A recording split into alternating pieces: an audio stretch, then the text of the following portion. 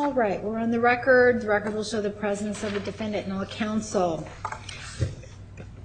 It was brought to my attention that one of the jurors reported to the bailiff that she was approached by a member of the public asking what time the trial started today. The juror indicated she walked away and said, I can't talk to you about this, so I just wanted to put that on the record. I don't know if you want to do any follow-up to that, but that information was provided to me this morning. I think it'd be prudent for follow-up with that juror in terms of making sure that that is the exclusive interaction. Okay. I'm sure we have record of that. We will do that back in chambers. So let's take up the other two issues. The motion to preclude witness contained in the state's 20th supplemental list of witnesses. This is the defense motion. Do you have anything to add to your written motion?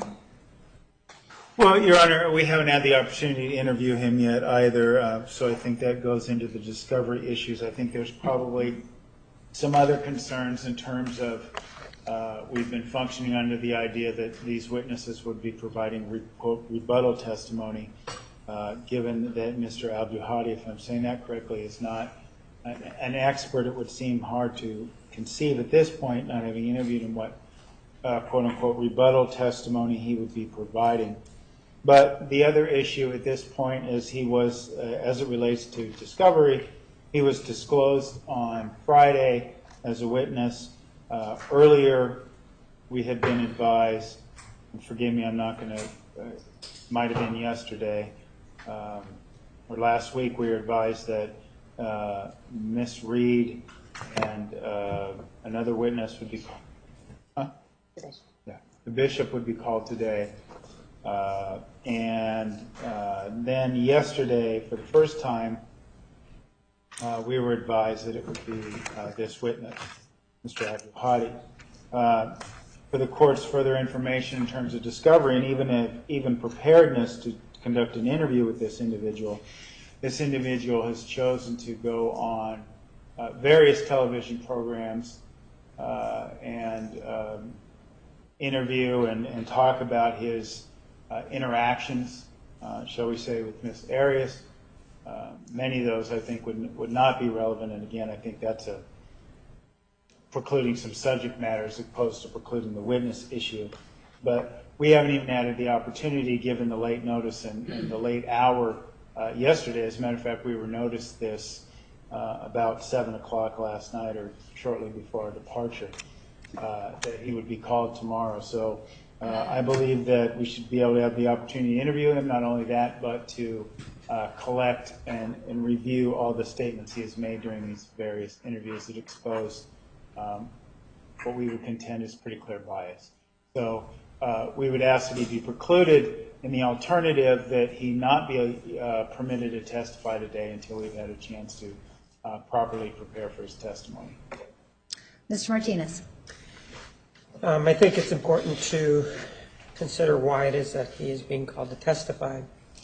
It was, I believe, Wednesday of last week, or maybe Thursday of last week, one of the two, when I was questioning Robert Geffner, and I asked him about exhibit number 438, which is a letter purportedly sent by the defendant, Jodi Arias, and the subject of that is our friendship, and the date on it was Sunday, 18 February 2007.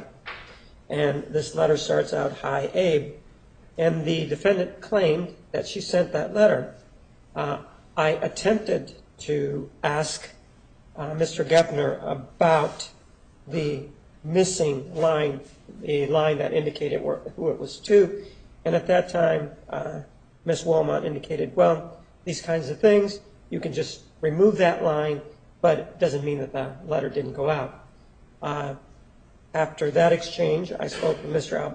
Abduhadi, and he indicated that he never received this letter, and that he would remember if he had ever received this letter.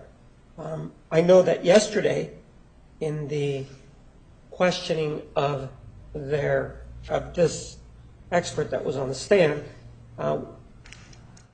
whether it was, I don't remember if it was in the redirect or in response to the questions of the jury, the question was posed to Mr. Geffner, well, even if this wasn't sent, would this make a difference?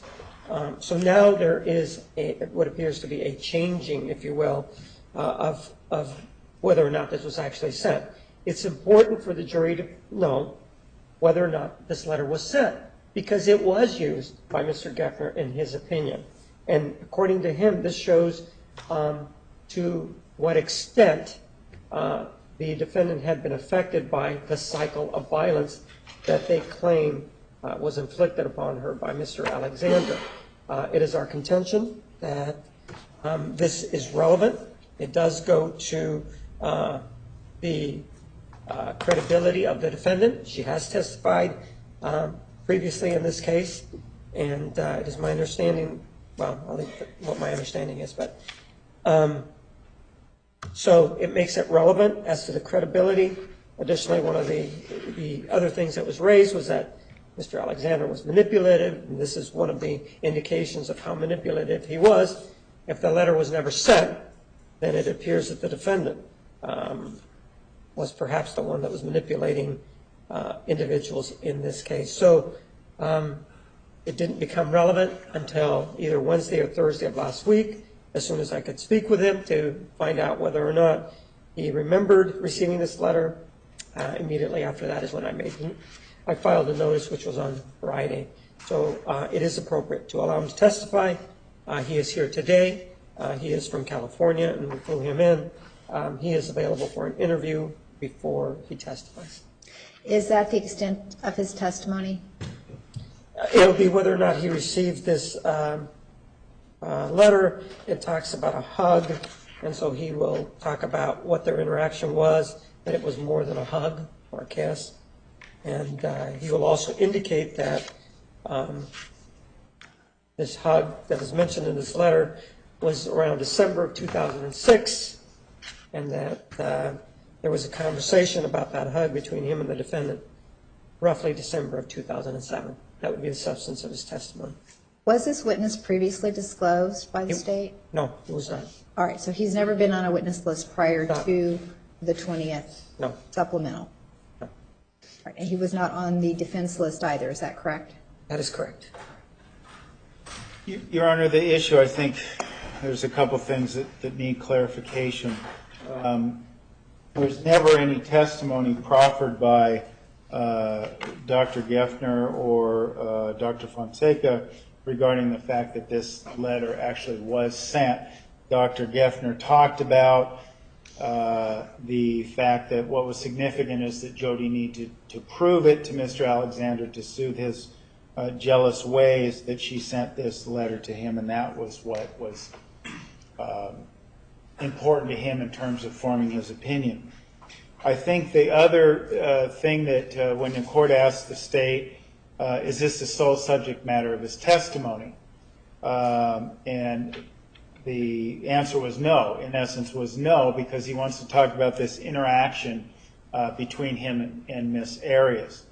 And there's where I think the rub lies in terms of his statements versus the statements he's made on television programs about it, and the Pendelli issues that I was concerned about earlier. Because while we haven't reviewed all his interviews and it's been some time, he likes to go on television and talk about how he likes to sleep with young women, how he looked at Miss Arias' thong, how she made a comment about there being magic in her underpants. This is the story he likes to go on television and tell. He's told different versions of that. I don't know which version he intends to tell during testimony.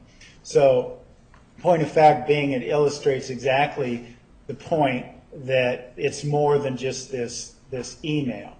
The other issue is he's had contact with this witness. Remember, this witness testified telephonically at a pretrial hearing back before the first trial regarding some issues. He has interviewed Dr. Geffner about this. He's known about this letter issue for some time. And as a matter of fact, he voir-dired Dr. Geffner on this issue back in 2013. So for the state to say, oh, we didn't know, we had no idea that this was going to be proffered, it's just simply not true.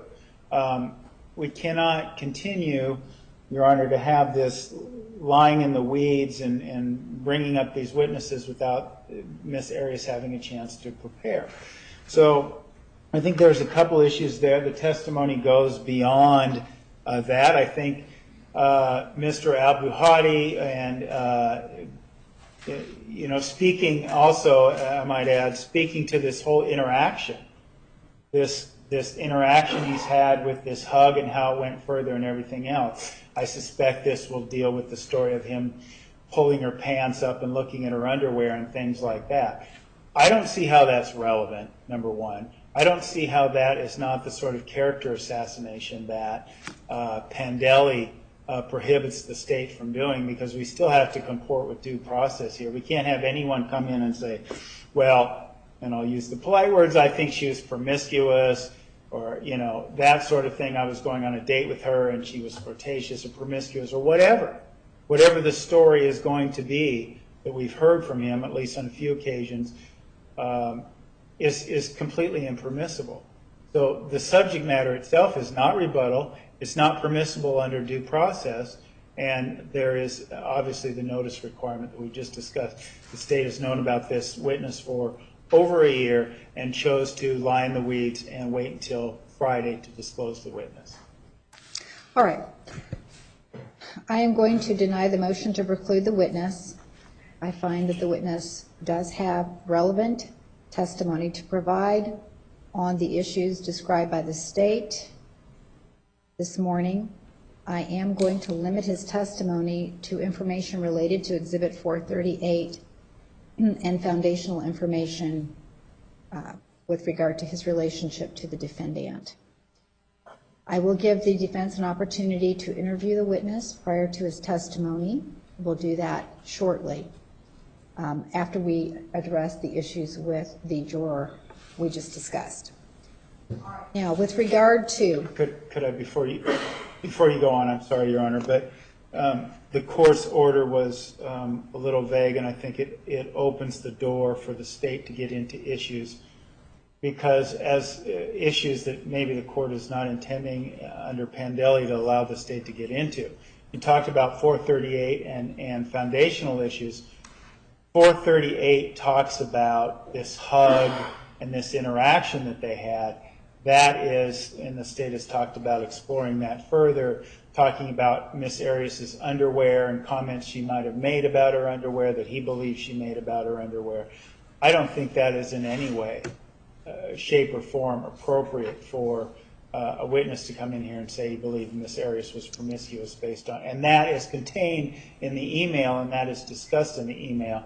I would disagree in terms of a preparation standpoint about the state being permitted to offer this witness, but as it relates to any other issue than this witness coming on and saying, I knew Miss Arias, I never received this email, I think anything else is violative of due process. Mr. Martinez. Well, also the content of the letter does point to the defendant's credibility, whether the hug... It's been defense counsel who's described this issue involving the undergarments. I haven't discussed that. But apparently there was this interaction between Mr. Abdelhadi and the defendant in which her underwear was mentioned. This hug supposedly took place in December of 2006. What part of that interaction included, as I said, some physical interaction. But in addition to that, the defendant indicated that, and this is after she'd been baptized, that she only dabbled in Mormonism. That's what she told him. And that's where the issue of the underwear came up. Because, as I understand it, she indicated that they weren't magic underwear, that the magic was in the underwear. And so I think that's what defense counsel is talking about. There is the issue subsequent to this in December of 2007, where the defendant called Mr. Abdelhadi and told him that, some words to the effect that we have trouble, and he said something to the effect of, I don't have any trouble, why do you have trouble? and she attempted to have Mr. Abdelhadi lie to Mr. Alexander about what had actually happened back in December of 2006. She wanted him to say or minimize their conduct. I think she wanted him to just say it was either a hug or just a kiss as opposed to actually what had happened. And Mr. Abdelhadi indicated that he didn't want any part of that. As far as I know, that's all that he knows about this letter and the items contained or touched on by this letter. All right, who has Exhibit 438? May I see it, please? And, Your Honor, that's where we take the position that this has gone far afield. We've heard initially that the state's reasoning was, well, he's going to say that he didn't testify or he didn't receive that letter. That's what his sole testimony is going to be. Now we're talking about interactions, and we're talking about phone interactions that took place years before the event. So that's why I think we need time to investigate his credibility before he takes the stand. And Judge, it's the defendant who chose to introduce this exhibit. They ran the risk that these issues may come up. Additionally, they chose to introduce it, indicating to the jury that it actually had been sent. That's where this was made relevant. And I know there's a whole line of cases out there that indicates that. This exhibit was actually admitted on February 13th of 2013 at the request of the defendant. So it's been in evidence since the trial, and I find that the contents of the letter are relevant to this proceeding. It goes to the credibility of the witness and the other issues previously discussed. Ms. Willmott. Judge, the problem with the preparation and the issue of notice or the lack of notice from the state, as the court just stated, the state has known that this letter was introduced in 2013, which is almost 2 years ago now. This witness has made numerous television interviews, including during the trial of 2013 and after the trial of 2013. He was featured as a guest speaker on HLN several times. He has made several different statements about what now the state wants to go into, not just about this letter, because apparently the state wants to go into additional information about what's the facts in the letter. Allowing the state to do that when, one, we have not been able to interview him, two, we don't have any of those tapes to be able, lined up to be able to impeach him because he tells different stories and his credibility should be at issue if he's going to get on the stand under oath and try and say different things than what he said 2 years ago. We should be able to have the ability then to impeach him. We don't have that ability, Judge, because we've been given no notice of his witness, of him being here today until 7 o'clock last night. We have no ability to be able to look at those interviews, have time to interview him appropriately about those interviews, and then be able to impeach him on the stand with all of his numerous different statements to the news. Okay, well, I will give you an opportunity to interview him now. I'm going to allow the state to call him today. If you want to recall him, if you believe there's something that you need to pursue with him later, you may do so. You'll have some time to do whatever investigation you think needs to be done. All right, now, with regard to the defense case, do you have any other witnesses to present? No, Your Honor. All right. So, Ms. Arias, you began testimony in December, and because of the pending issue before the Court of Appeals, you decided not to continue your testimony at that time to await their decision. The matter is now before the Arizona Supreme Court. I don't know if or when we will get a decision before this trial is over. So, your attorney is indicating you do not wish to complete your testimony before the jury. Is that correct? Yes. All right. And you Well, I understand? do want to complete it, but I'm not able to. All right. So you have had an opportunity to discuss this issue with your attorneys. Yes. The reason that you do not wish to continue is for the reasons that you stated in chambers? Yes. Are there any other reasons? Those are the reasons. All right. And you understand the state indicated yesterday afternoon that they were not going to move to strike your testimony. You understand that? I do. Is that correct, Mr. Martinez? It is. So the jury will be able to consider that part of your testimony that has already been given. In addition, of course, you will have the opportunity to allocute before the jury, not under oath and not subject to cross-examination at the end of the trial. You understand that also? Yes.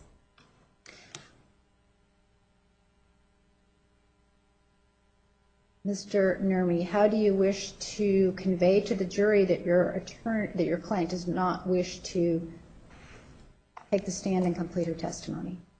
I don't think anything should be conveyed to the jury. All right. So you don't want anything said? Any objection from the state? No. Okay, that's what we'll do. All right, so I'll give you an opportunity to rest before the jury, and then we'll allow the state to call their witness. But first, let's go back into chambers and speak with the juror, and then I will give you an opportunity to interview Mr. Abdulhadi. How long do you think you'll need with him? Well, Your Honor, as we said, we're not prepared. We don't have all this HLN interviews, et cetera, and it's hard to say because this issue has gone from one issue, whether he received an email, to his whole relationship with Ms. Arias, and I'm not aware of his entire relationship with Ms. Arias. We're not aware of what the state is aware of, which is the problem under Skipper versus South Carolina. Okay, well, I'll give you an opportunity to speak with him, and then we will let the jury know that it will probably be at least an hour before we're ready to start today, so if they want to take a break, they can do that except for that one juror, and I will see counsel in chambers on that issue. Is that this is a subject matter we haven't had a chance to discuss with her fully, and she should be allowed to be present during the interview. State want to be heard on that? I'll leave it to your discretion, All Judge. right. I will grant your request, and I'll allow you to conduct the interview here in the courtroom. We'll close the courtroom so that you may conduct the interview here in the courtroom. It will be up to the state to decide who you want present for that interview, but it will be closed until 11:30 when we reconvene. All right? I don't think the victim, if it's talking about the victims, I don't think they have a right to be present, Your Honor, at an interview.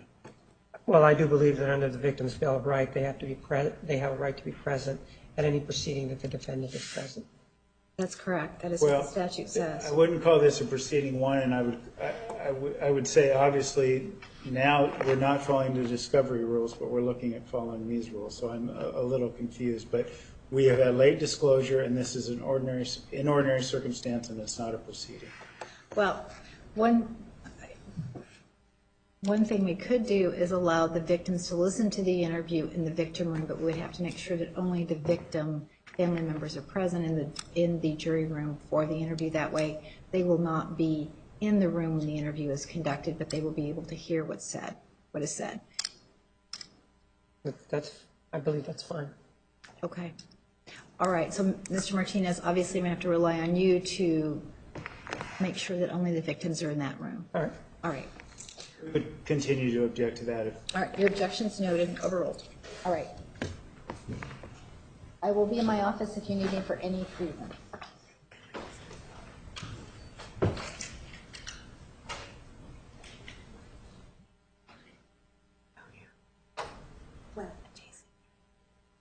I've never recorded. Yeah, I got it. You can't use your stuff. No, I downloaded it. It was full. I don't know what happened.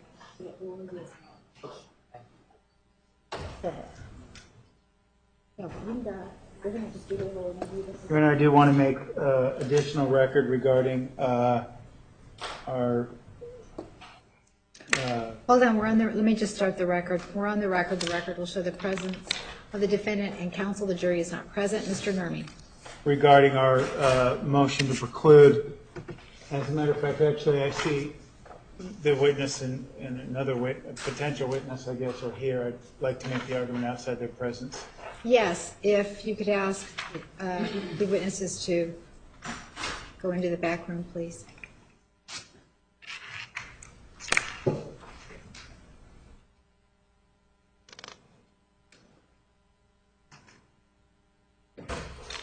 Your Honor, as it relates to Mr. Abdulhadi. Hold on, Mr. Nurmi. Let me just make sure that the microphone is not on in that back room, correct? Shouldn't be. Yeah, it looks like it is not. It is not. All right. Okay. Thank you, Your Honor. That in regards to the disclosure of this witness, or the timing of the disclosure of this witness, During the interview, it came to our attention that Mr. Abduhadi, sometime during the first trial, meaning in 2013, left Mr. Martinez a voicemail that contained his assertions, Mr. Abduhadi's assertions, that he never received the email, which I believe is Exhibit 438. He went on to say that he never got back to him, meaning Mr. Martinez never returned Mr. Abduhadi's call. The other thing we learn in terms of preparation and our ability to be ready to cross-examine this witness is that we learn that he has given no less than, by his account, no less than 6 media interviews, has authored a blog, and has, as a matter of fact, written what he described as an essay on this case, on the trial. He has posted on several, or at least one of the web pages that relates to this trial, and that he has had a Twitter account for over a year, and he has also tweeted about the trial. So those are the things that Ms. Arias is not able to explore given the nature of the disclosure. There are substantive issues, understanding this court's previous ruling, I want to make record of that. There are substantive issues that I think are germane to the preclusion under the Pendelli case, which does not allow character assassination of Ms. Arias. Mr. Abduhadi, during the interview, offered his opinion about several things. One of the things being Ms. Arias, quote unquote, dabbling in the LDS religion. He had strong opinions about that. He felt like that was inappropriate, that sort of thing. He also opined about that as it relates to Exhibit 438, that Travis was manipulating, Ms. Arias was manipulating Mr. Alexander by sending him this email because, in his opinion, Travis didn't, to use his words, Travis didn't want to know the things that that she was expressing during this email. He talks about her manipulative behavior. However, he has no perspective on that in the sense that he was not acquaintance or friend or anything of the sort with Mr. Alexander. He only mentioned some conversations he's had with Ms. Arias. He also recounted a story, I guess if you will, not an opinion, but recounted a story about kissing Ms. Arias in a parking structure at a mall. He describes that he, and I'm paraphrasing because I don't have a transcript, we haven't had time to develop such a document, but that he put his hand down his pants to check and see if she was wearing a thong or not. And he made a comment on that, on her undergarments, and claims that she made a comment to the effect that there were magic in her underpants after he made the comment that they are not magic underwear, based on his knowledge of her religious activities in the Mormon Church. There is also the concern in this regard, since this event, or to use his words, Ms. Arias did not stop him from sticking his hand down her pants, occurred after Ms. Arias was baptized, and the concern of the defendant is that the evidence will be used in a way to try to characterize Ms. Arias as promiscuous, and we believe that would be inappropriate under Pendelli and Chambers v. Ford and the due process that must be afforded someone for whom the state is seeking death again. So I think, I understand the court's previous ruling. I would still urge the court to reconsider that based on the information I provided about all the materials that Ms. Arias has not had a chance to review before this witness takes the stand. The fact that the prosecutor knew the information, I would say, is in direct contrast to what he said this morning. The fact that he knew these things over a year ago. This morning he portrayed it as he just learned these things on Wednesday or Thursday.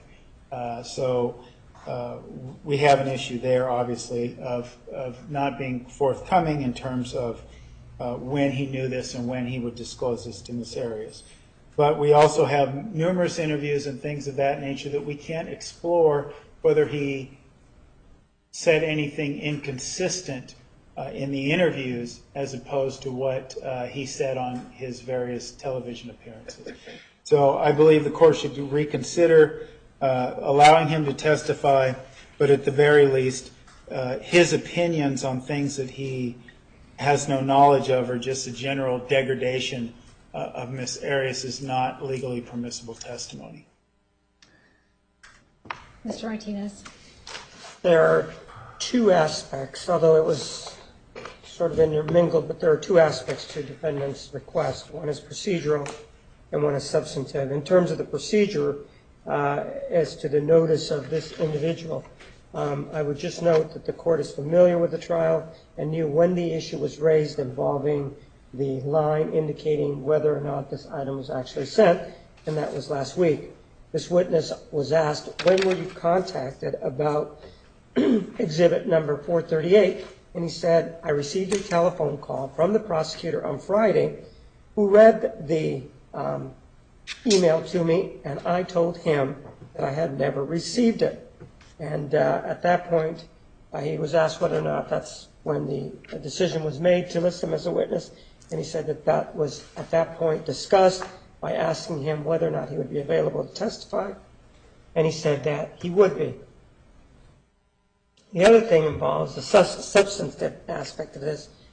Defendant indicates that this individual said that it was his opinion that the defendant was dabbling in the Mormon religion. Actually, that's what the defendant told him. It's not his opinion, it's what she told him. It's a statement by a party opponent, not an opinion by this witness. So the way it was characterized to you is not what was presented, and there is a tape of this. Additionally, in terms of the aspect of the manipulation by the defendant of Mr. Alexander, that came up when they were discussing December 2007 conversation where the defendant called Mr. Abdel Hadi and asked him to lie to Mr. Alexander if Mr. Alexander ever approached him about their physical contact. She indicated that she had been totally truthful, except that she hadn't told him about the time that they had kissed and what had happened. So she was asking him to lie to Mr. Alexander, and that's when the witness said, well, to me, that's manipulative. The other thing about the undergarments, there was a time in Southern California in the desert Palm Desert, where the two of them had a date. And this date took place sometime after the defendant had been baptized into the Mormon faith. If memory serves me, that date was sometime in December of 2006, and during that time, as it was described by this witness, they began to make out for approximately 10 to 15 minutes in the garage of a Palm Desert mall. And it was at that point when he was asked, well, where were your hands? What did you do with your hands? He answered, well, I stuck them down her pants. And I found that she was wearing a thong. And he said to her, oh, those are not magic panties, referring to the Mormon faith. And she said, the magic's in the panties. So I object to the witness being precluded from going into these areas. Number one, because They are based on the defendant's statements. She indicated she was dabbling in the Mormon religion. She indicated that there were magic in the panties. No one's indicating that just because two individuals kiss and this happens, that they're being promiscuous. It's just something that happens when people go out on a date. And in fact, if we remember correctly at that time, it depends on whether or not you believe that they were dating officially on February 2nd or not. But even if whatever you believe, at that time she was free to do whatever she wanted because she was not dating Mr. Alexander. So I ask that you deny defendant's request. So you do intend to elicit testimony about those two subjects, is that correct? I do, yes. So the record is clear. The relevance of the incident involving the defendant asking him to lie to Travis Alexander. What is the relevance of that? Credibility of the defendant is always an issue in these cases. There's a long line of cases that talk to it, whether it be a capital case or a non-capital case. I remember specifically, I believe, Jeffers that talked, at least I remember from my reading that was one of the issues. And so the credibility of the defendant is always at issue. They have her testimony to evaluate.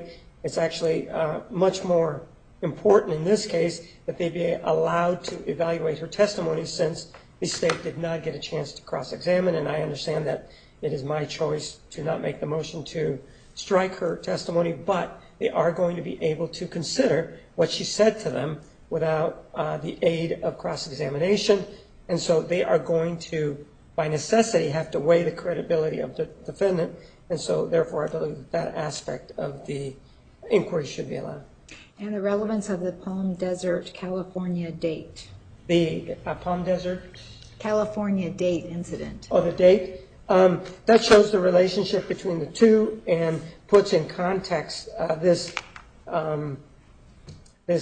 exhibit number 438, where she references their relationship and talks about a hug, but she never mentions the other part of the contact. It's not for purposes of showing that she's promiscuous, it's for purposes of her credibility.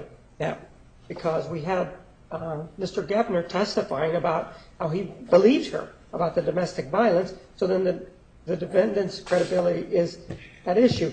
If she writes this, but again doesn't include this part about the kissing and only the hugging, then the jury, it adds to the jury's inquiry into whether or not she was credible to Geffner, whether or not she was credible when she testified. Okay. Mr. Nermi. Well, I think, Your Honor, that what the state has said is nonsensical in terms of the case law. I would ask the court to be more pressing in terms of the law that the state is supporting this case, because credibility may be an issue at a trial phase, but as a sentencing phase, what the Pandeli case tells us is it cannot be an all-out assault on her credibility, and that's all this is.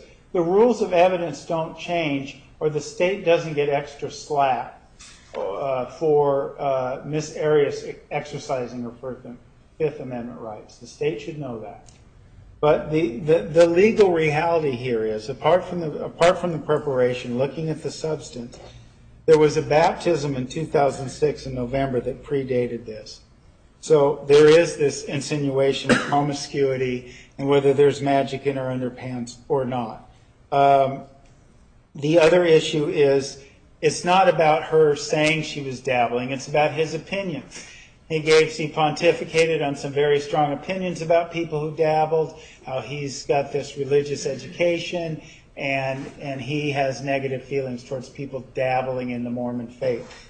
That was where the problem lies.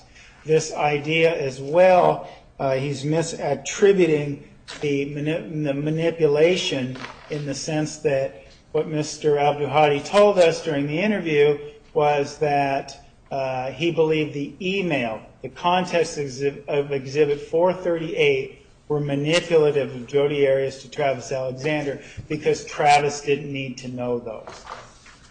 That's a whole difference than this supposed story that Mr. Abdulhadi is saying. And then again, relying only on Mr. Abdulhadi's word, we don't have a chance to attack his credibility because there could be many a thing in these interviews he's done or these blogs he's written that questions his credibility.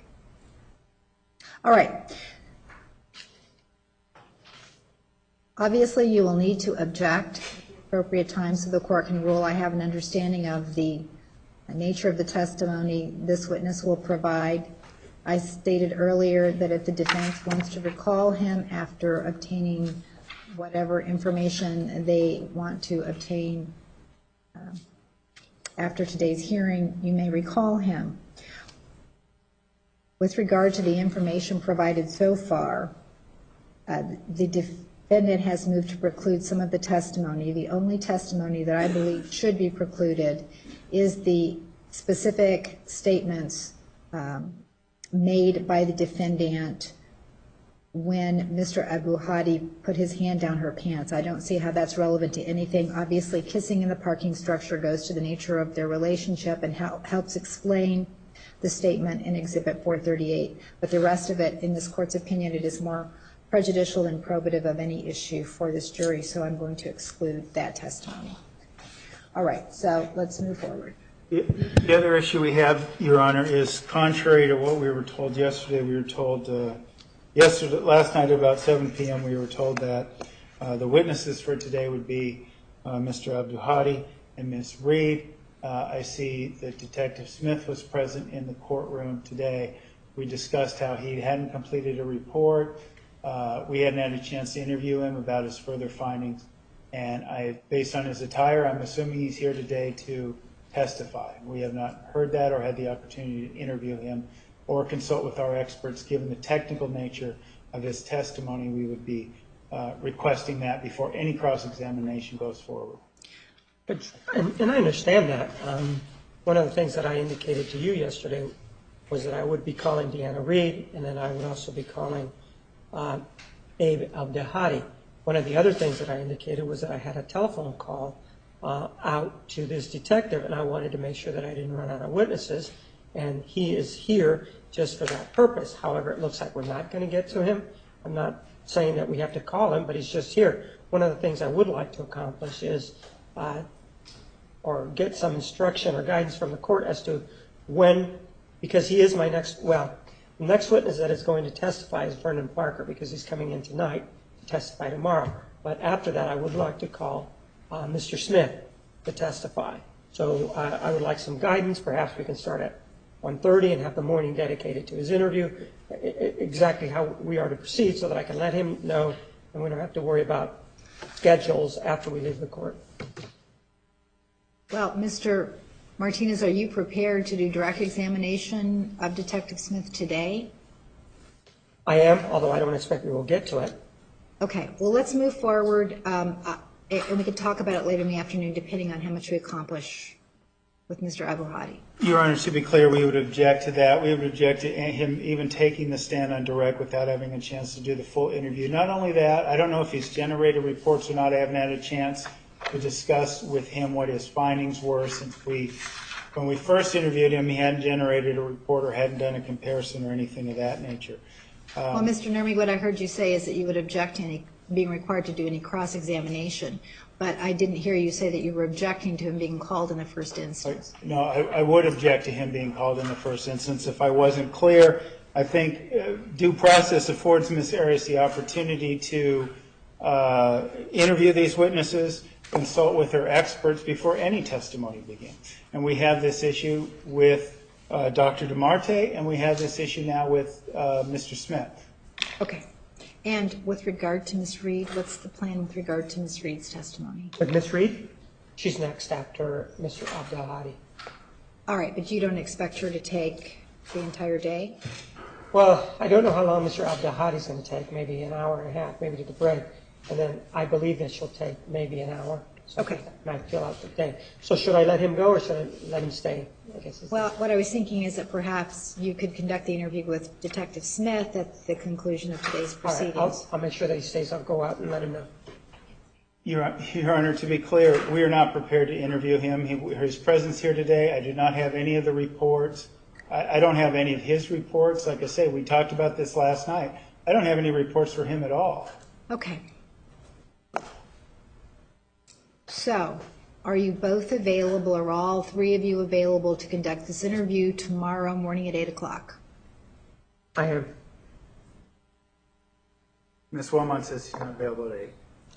Well, And you know, I would still, again, if the process is interview the witness at 8, put him on in the afternoon, I would object to that because we haven't had time to consult with our experts. This is highly technical testimony. The reports of the other experts have been 7,000 pages. So to call this anything but sandbagging by the state is just farcical. right. The reality is... Council approach, please.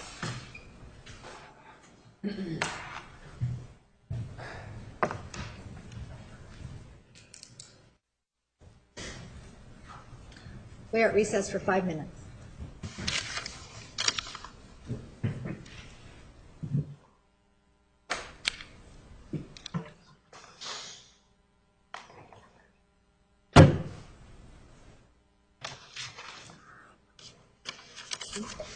Bring the jury. All rise for the jury.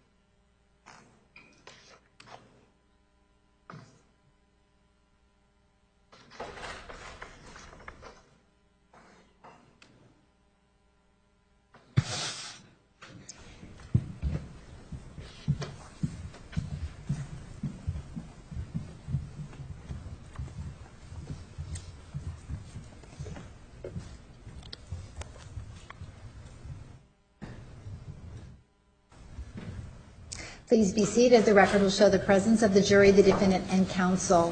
Good afternoon, ladies and gentlemen. Thank you so much for your patience with us, as always.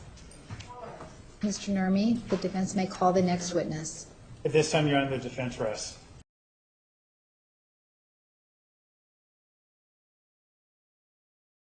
At this time, Your Honor, the defense rests.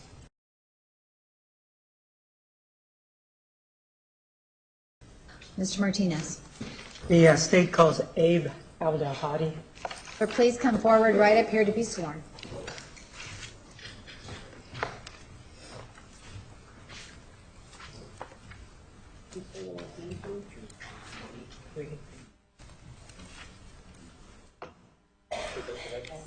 I solemnly swear that the testimony you're about to give will be the truth, the whole truth, and nothing but the truth. So help you God. May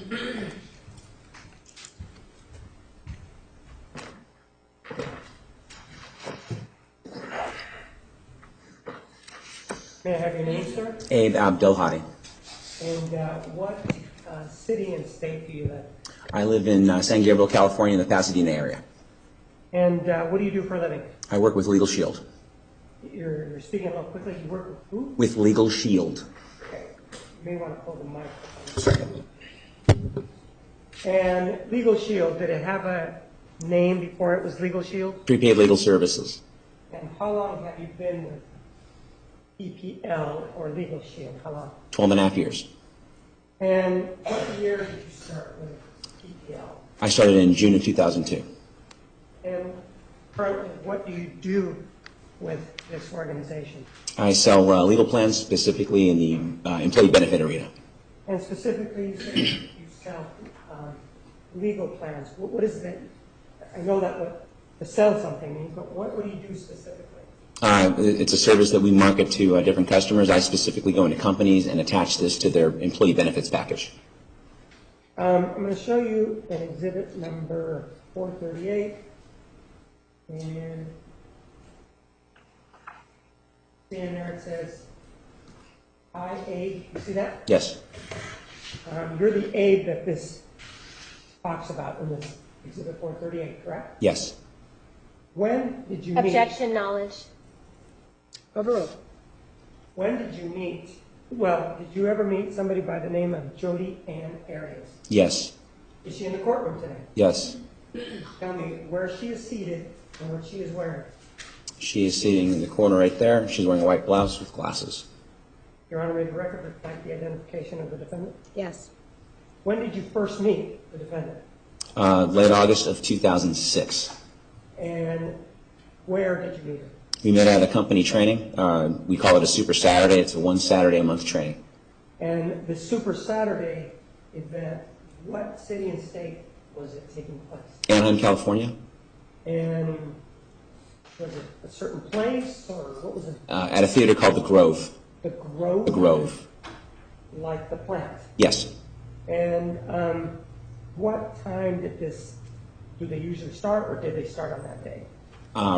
Runs from like 10 to 3. And on that particular day, did you see her, or did she see you? How did you meet her there? We were just sitting in the same row, a few seats away from each other. Specifically, where were these seats that where you guys were seated? I was sitting in the executive director section, and she had gotten down there somehow, but that's where we were, in the very front of the theater. I know you told me that you don't know how she got down there. I asked you where she was seated. So where was she seated? About 3 seats away from me. And it was the executive director's Section. section. And when you said, were you an executive director back then? At that time, yes. And are you an executive director now? Yes, I am. And you sort of seem to imply that somehow it takes some sort of accomplishment, or something has to be met to be seated in that particular area. Is that true? Yes. Objection, relevance. Overruled.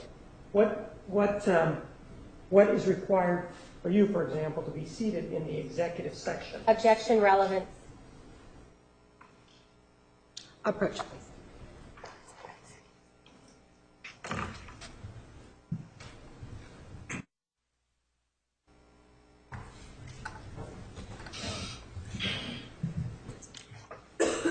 How did you qualify to sit in this?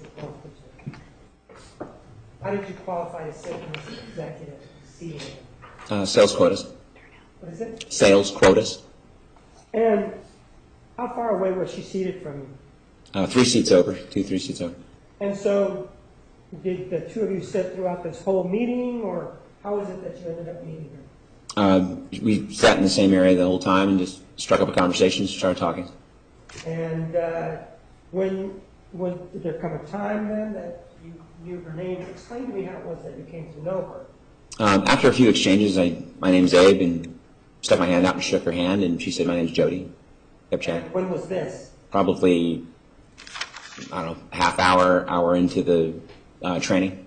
Did there come a time when you and she exchanged cards so that you might contact each other after this particular Super Saturday meeting? It was at the end of the meeting. Is this when you're having the conversation with her?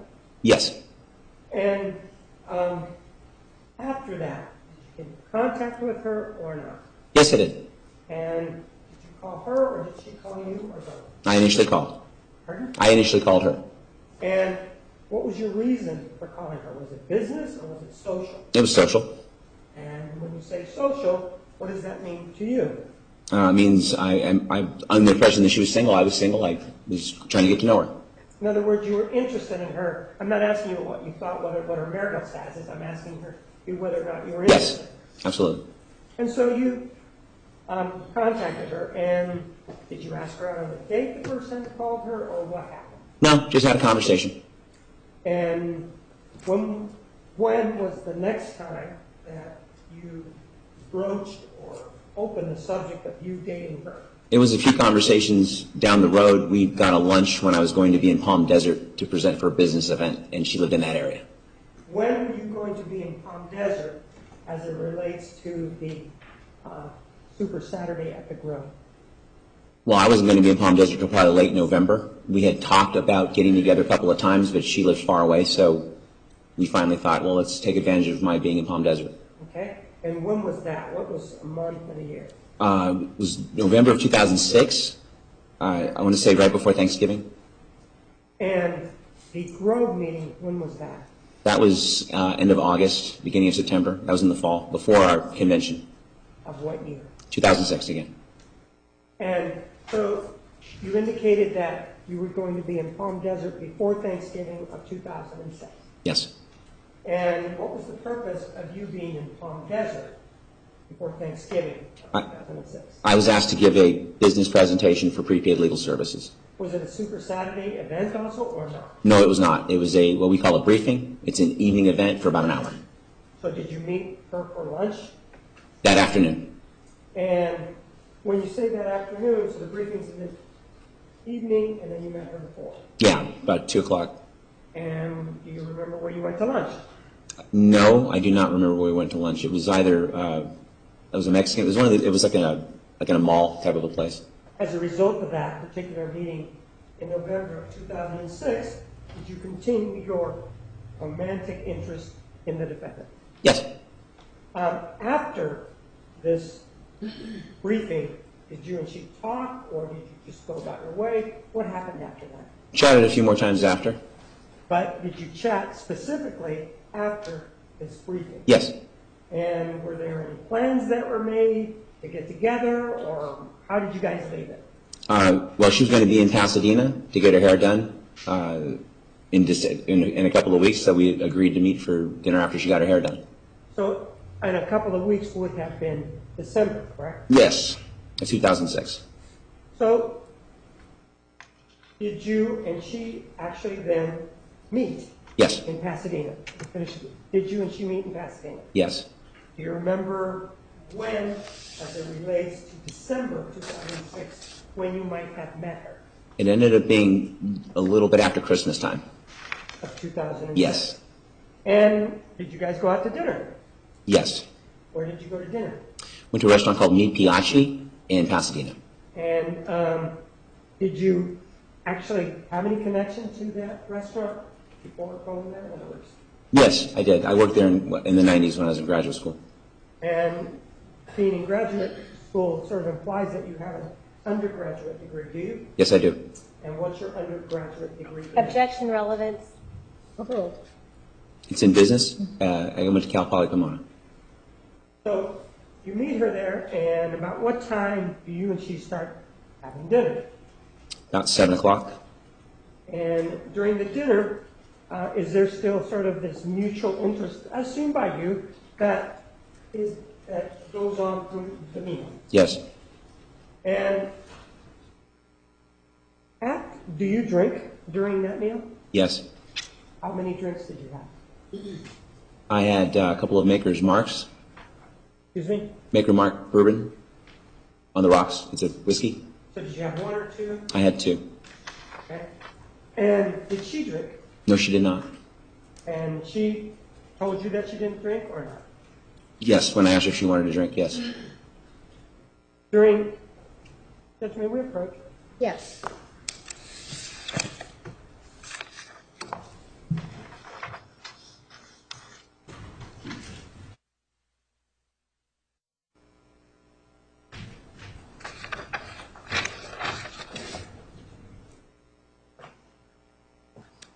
And sir, with regard to the next question, I want a yes or no answer. Okay? During that time when you guys were having dinner, isn't it true that she made a statement, she being the defendant, made a statement to you that she dabbled in Mormonism? Yes. How long, about what time did the meal end? About 7:45 or 8:15, I guess. Where did you and she go after that? Walked on Colorado Boulevard. We ended up at Barnes and Noble. And how long were you at Barnes and Noble? Probably about another 45 minutes or so. And then where did the two of you go? I walked her back to her car. When you walked her back to the car, did you and she have any physical contact after you walked her back to the car? Yes. Describe for me the physical contact without telling me anything that was said. I kissed her. Just like that, a 3-second kiss, is that what happened? No, I kissed. Why don't you describe for me what happened? I kissed her, and she kissed back, and we got into it, and she hugged me, and I hugged her back, and it was pretty passionate. How long did this kissing back and forth take? Approximately 10, 15 minutes. And during that time, your hands may have wandered inside of her pants, correct? Objection leading. Overruled. Yes. And then they weren't there very long, and then you pulled your hand out, correct? Yes.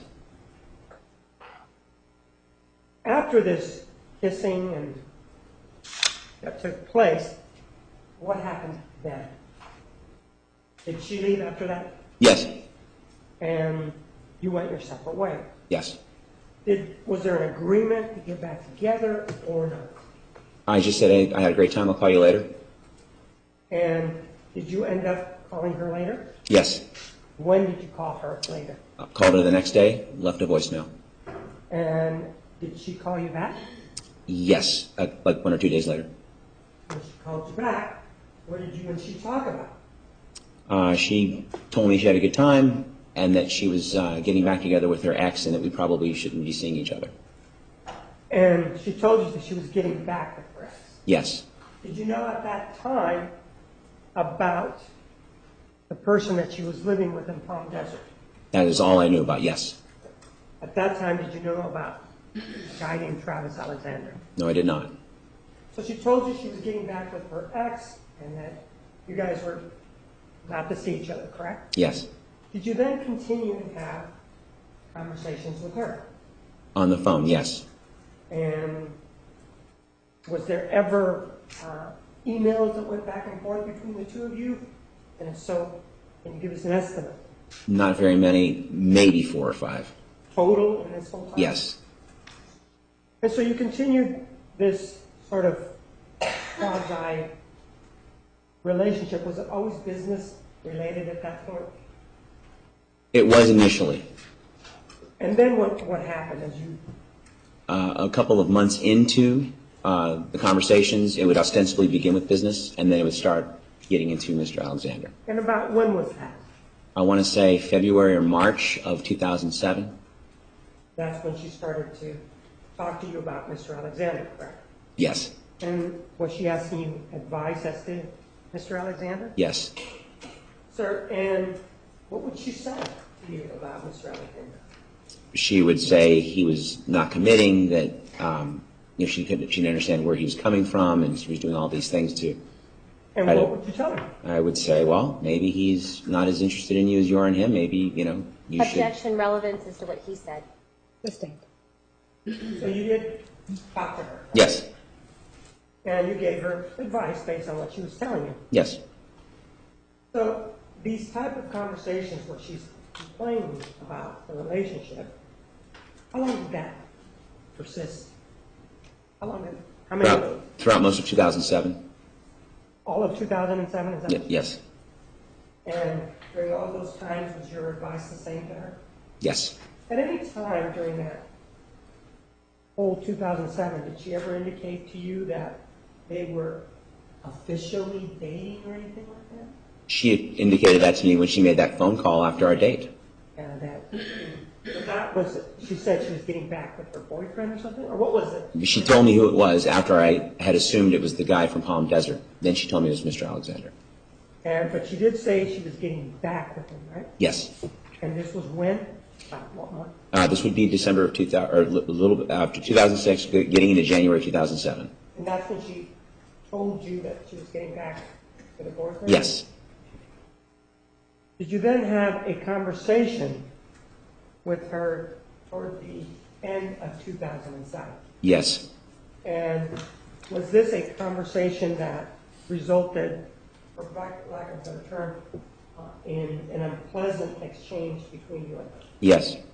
What did she tell you in that December 2007 conversation? When she called you, what did she say? She said, we have a problem. And what did you say? I said, I don't have any problems. Life is good. What is our problem? And what did she proceed to tell you? She told me that Mr. Alexander had found out about our date a year before, and I asked her why he would know that, because I said nothing to anybody. And what did she say? She said she was trying to be forthcoming and honest and thought that he should know everything if they're going to have an honest relationship, and so she told him about our date from the year before. And what happened then? I got angry. In terms of what? So you got upset with her, didn't you? Yes. Yes, right. As a result of that, you and she then didn't have a friendship after that, right? Yes. Exhibit number 4.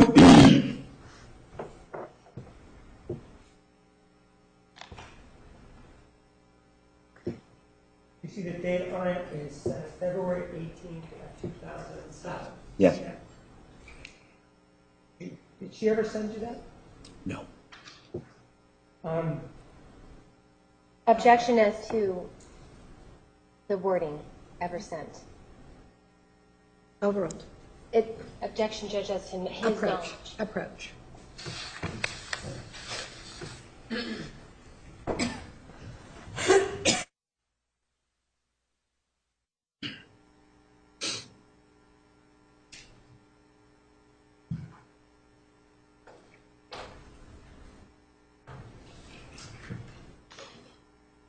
How do you know she didn't send it?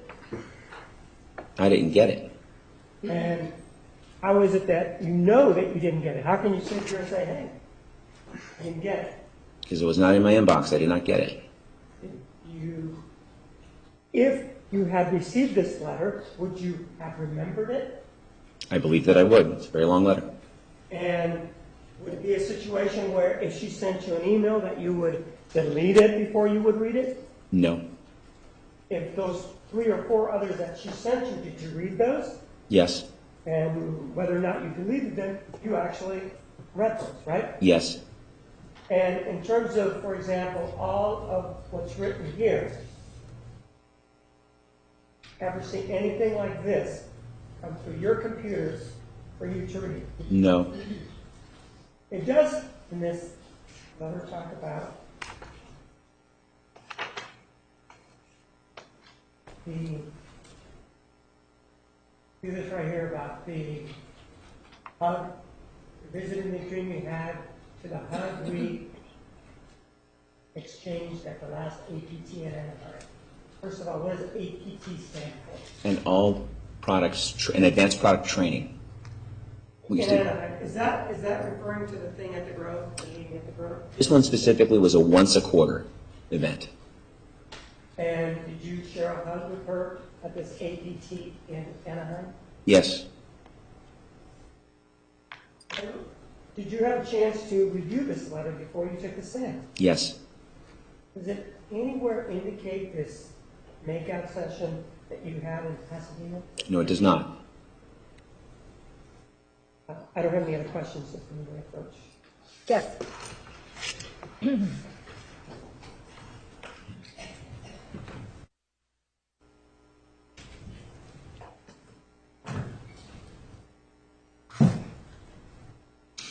All right, ladies and gentlemen, I'm going to ask that you go into the hallway for 5 minutes. We will bring you back shortly. All right.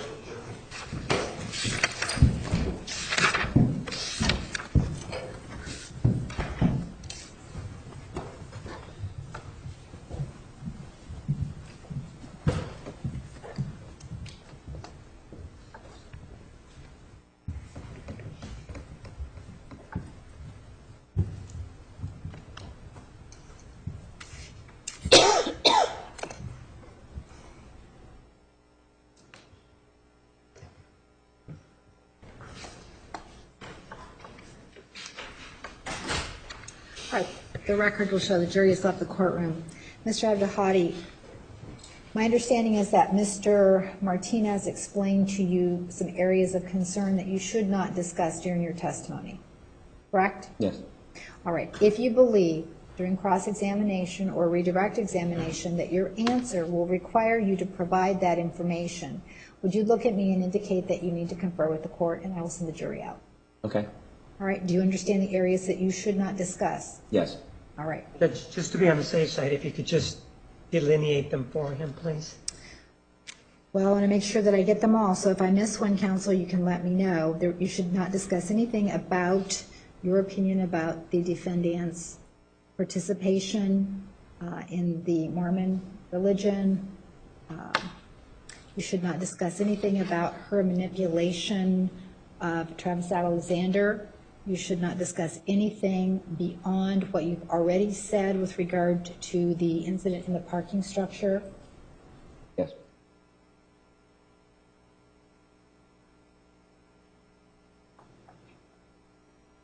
And Judge, with regard to the parking structure, I think the issue is what was said between the two of them. Correct. Yeah. The wording that was, when you were kissing, anything that the two of you said to each other during that incident should not be discussed. Yes. All right? Anything else that, No, I don't remember anything else. I believe for specificity, during the interview, and the concern was, just so we're clear, we don't have any issues, Mr. Abdul-Hadi expressed some strong opinions about people who quote-unquote dabble in religion in his commentary on that. And I think he just mentioned something about her religious issues, so I think it goes a little bit beyond that. all right. Right. Well, I assume that you're not going to invite that question in cross-examination, so that shouldn't be an issue. But you understand that is a problem, and you should not go into anything about your opinion about her religious endeavors. Yes. Okay. Just so that we're clear, he can say, which he already has, that she said, I dabble in the Mormon religion or Mormonism. He cannot say, with regard to the parking structure, that that's something to the effect of, oh, they're not magic panties, and she said the magic's in the panties. He can't say that. You understand that? I do understand that, yes. All right. Or any derivation thereof, because I don't think that's the exact verbiage, but Yes. derivation thereof. Right. That's why I made it very general, any conversation that occurred during that incident. All right. Bring in the jury.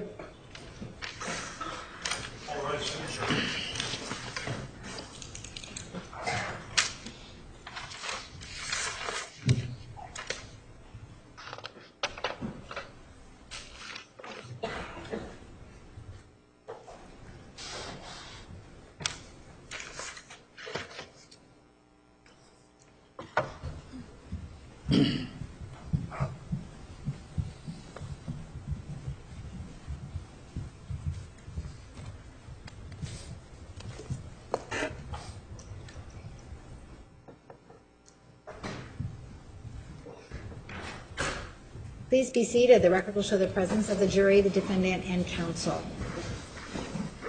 Cross-examination. Good afternoon, Mr. Abdul-Hadi. Good afternoon. You have appeared on TV many times with regard to this case, right? Yes. And you have given interviews on TV many times, right? Yes. And in these interviews, you've appeared on the Drew Pinsky show, right? Yes. And you were a commentator. Yes. And you would make comments about what was going on in this trial last year when it was being televised. Yes. And when you did that, you gave opinions. Yes. And you did that more than 5 times. Yes. And in fact, the most recent time that you were on TV talking about this particular case was in, is it September of 2014? When this phase of the trial began. Okay, and so you went back on TV. Yes. All right. And you also gave an interview to Dateline Show. Yes. And again, talking about your involvement or your little bit of involvement in this case. Yes. And what you do for work is pretty much sales, right? Yes. And so you are selling this legal package to companies. Their Yes. employee benefits. Yes. And so it behooves you to make yourself a public figure, doesn't it? No. Doesn't it behoove you to get your name out there in public so that you can help sell and market? No. Isn't that what marketing teaches us, that in order to market, you need to get your name out in public? Not attached to this. Marketing doesn't teach that.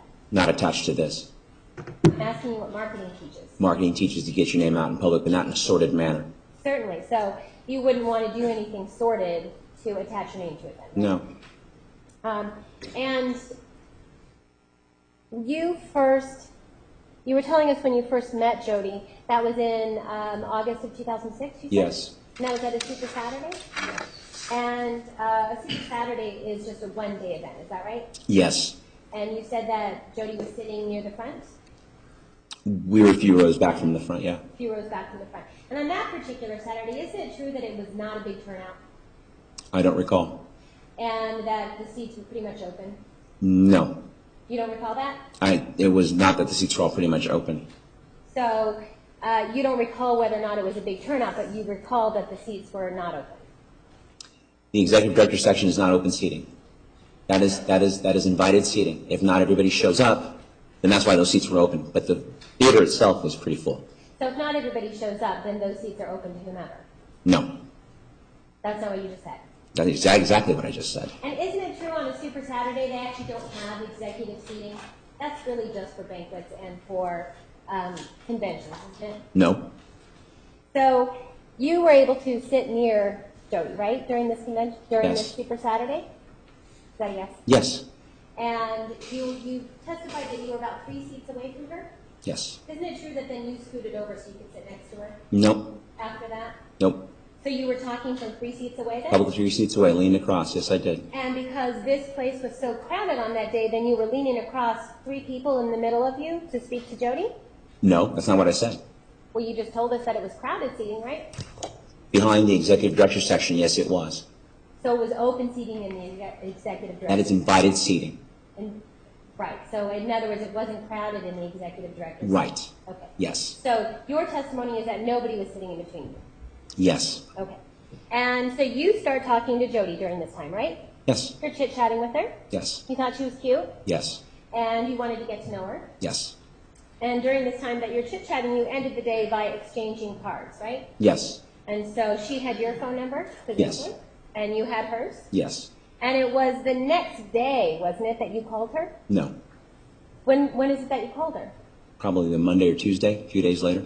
Okay, so this is a Super Saturday, and you called her not Sunday, but Monday. Yes. Okay.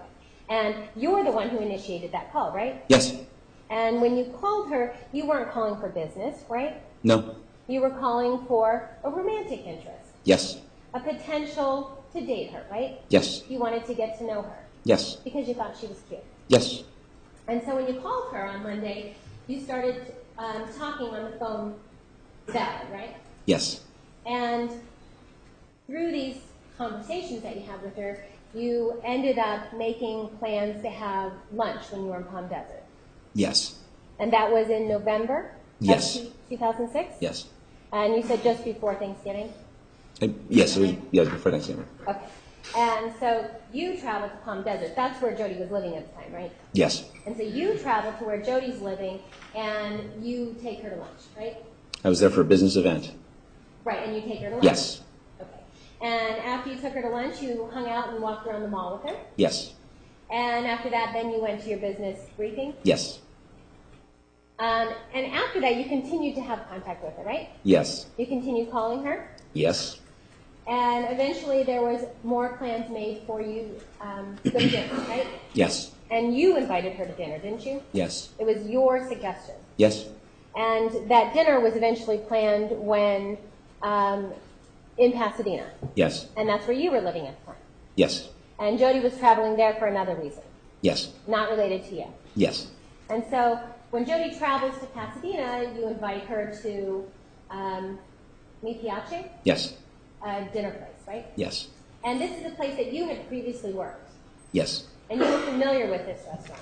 Yes. And so you bring Jodi to this restaurant that you're familiar with, Yes. and you have dinner with her. Yes. And during this dinner, you had 2 alcoholic drinks, Yes. and that's it, right? Yes. You didn't have more than that? No. You sure? Yes. Because this was in 2006, right? Yes. And so, what are we talking? That would be 9 years ago?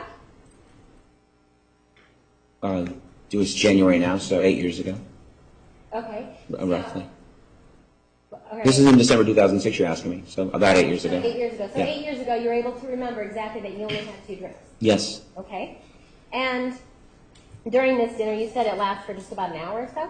yes. Started at 7, you finished around 7:45 to 8:15? 8 o'clock, yes. Is it that you were looking at your watch? I looked at my watch a couple of times, yeah. Okay, so is that how you're able to tell us 8 years later that you can remember what time dinner ended? Yes, because we met at 7. Okay, and after you were able to get down 2 drinks in an hour, is that right?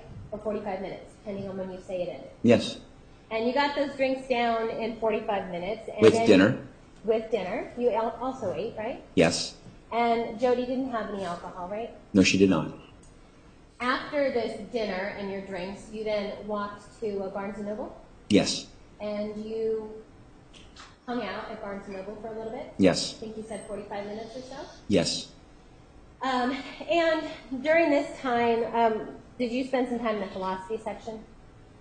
That's where we ended up, yeah. Okay. In fact, you specifically remember what Jodi was wearing that night, right? Yes, She had business slacks on, right? yes. She wasn't wearing jeans. No, She wasn't wearing capris. no, They were like a business type of pant. yes, And you said she had a sweater on. yes, And her neckline was not terribly revealing, right? no. So during this time, after Barnes & Noble's, is that when you walk her to her car? Yes, And when you walk her to her car, and forgive me, I'm not quite sure. Are you 13 years older than she is? Is that accurate? If she's born in 1980? that would be 17. Oh, you were born in 63. 17 years older than Yes. she is. All right. So you are walking her to her car, and that's when you told us that you leaned in for a kiss, right?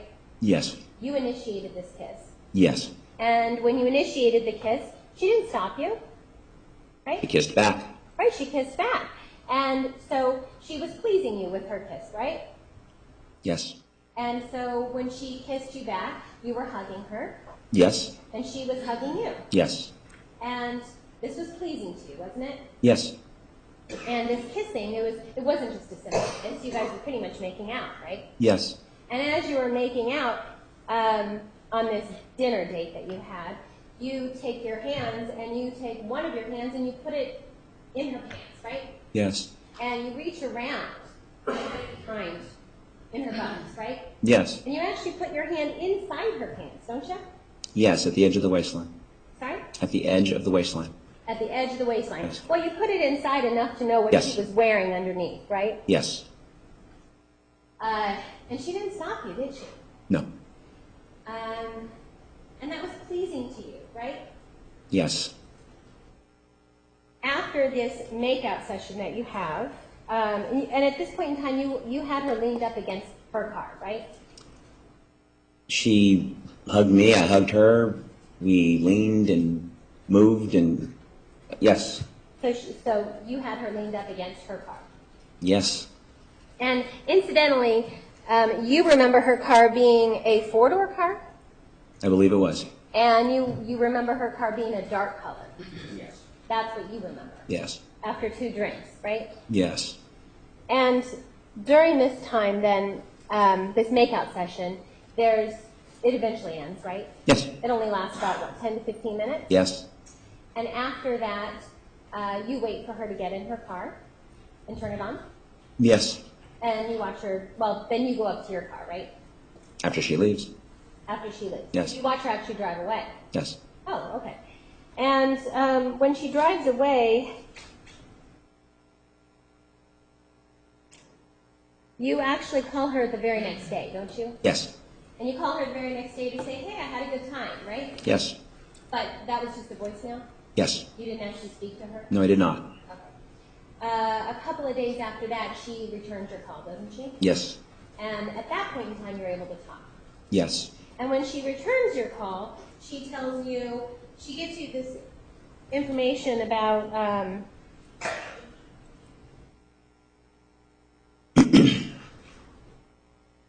that she was getting back together with an ex-boyfriend. yes, And at first you didn't know who that was, right? yes, I did not know. She tells you that it was Travis Alexander. Yes, And she specifically told you that it was Travis Alexander and that they had been dating on the DL, right? Yes. And you remember her using that term that they were dating on the DL. Yes. What does that mean to you, DL? The down low? Okay. So quietly, right? Yes. Not making it public. Yes. So that not everybody else knew that they were dating. Yes. And then she also told you, but at this time they were going to make it official. Yes. And so they were going to make their dating official. Is that what she meant? Yes. But she told you that you all can certainly be friends, right? Yes. But she told you that she can't do anything socially with you anymore. Yes. And that she certainly couldn't go on any dates with you. Yes. It's an understanding. Okay. And you were okay with that, right? Yes. It wasn't like you were heartbroken? No. You had only been on this one date? Yes. So after that, you never saw her socially again? Yes. Just the two of you socially, I mean. Right. But in fact, you did see her at different PPL events. Yes. And during these PPL events, these are business events, right? Yes. And Mr. Alexander was part of PPL, wasn't he? Yes, he was. And so he would also be around at these business events. Yes. So we would have you at the business event, right? Yes. Mr. Alexander? Yes. And Jodi would be there. Sure. Yes. And at these business events, isn't it true that people are very huggy at these business events? They can be. Yes. So lots of church hugs, as you would call it. Yes. Just kind of like a brief little pat on the back. Yes. And that's normal for people at PPL, right? Yes. And in fact, you referred to something like that in Exhibit 438. You were asked questions about that. When you exchanged, she talks about the hug that you exchanged at the last APT in Anaheim. Yes. There was nothing sexual about that hug. Nope. And that was just, as you would term it, a church hug? Yes. And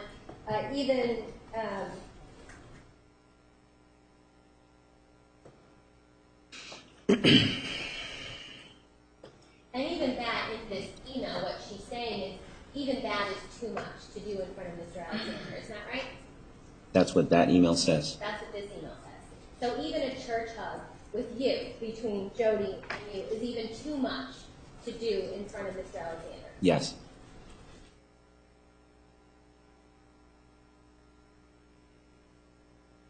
And so throughout the year, let's put everything in time. So this dinner date that you have with your hand down her pants, that was in the end of December, right? Just after Christmas, yes. Just after Christmas, but before the New Year. Yes. And then it was just after the New Year, in the beginning of January, when she called you back and you had this conversation. Yes. And the conversation is what you said. It's basically, let's just be friends. Yes. Okay. And since that time, you would see her, after that time, in 2007, you would see her at these PPL events, right? Yes. And you would also talk to her on the phone. Yes. Okay. And that would be not regularly, right? Nope. About maybe every 6 weeks. 2 to 3 weeks, a month. There was no regular schedule. Okay. Every few weeks. And at these PPL events, you would actually see Mr. Alexander there, right? Yes. And in fact, one time in 2008 in Oklahoma City, you have a specific memory of seeing Mr. Alexander in the restroom, right? Yes. And in that particular memory that you have, it was April of 2008? Late March, early April. It was the convention in Oklahoma City. The convention in Oklahoma City. And you have a specific memory of you walking to the sink in the restroom, right? Yes. And Mr. Alexander was there? Yes. And so both of you are looking into the mirror, right? Yes. And he's looking into the mirror, but looking at you. Yes. And as he's looking at you, you describe it as giving you a stoic stare, right? Yes, it was just a regular stare. There was no implication. He had a regular look on his face. It was a regular look? Stoic, or what do you want to call it? It was not a mean look or anything like that. Okay. Well, but you described it as a solemn look, right? He wasn't smiling. He wasn't smiling, Yeah. and a stoic look, right? Yes. And he didn't say anything to you? No. And you didn't say anything to him? No, I did not. And that was this brief exchange, or this brief looking at each other in the mirrors, but you recall, right? Yes. Okay. So these phone calls that you would have with Jodi, you would call her sometimes, right? Sometimes. And sometimes she would call you. Most of the time. So it wasn't always her calling you, though, right? Most of the time. It wasn't always her calling you, though. Most of the time. That's not answering my question. I'm asking you, it's true, isn't it, that she didn't call you every single time? No. Okay. And that's because you would call her sometimes? Yes. Okay.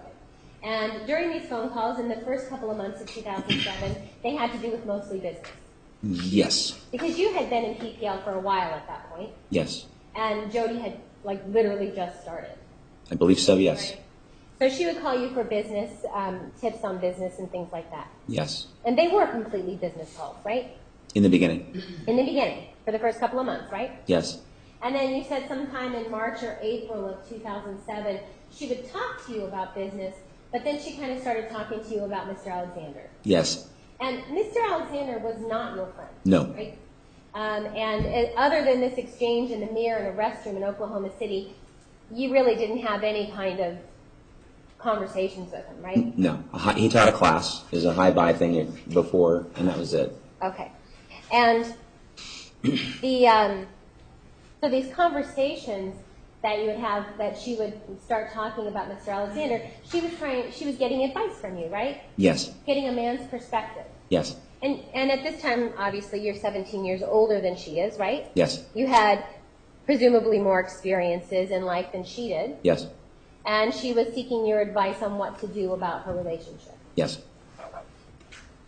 Okay, and so at some point in December, you have a conversation. She calls you, right? Yes.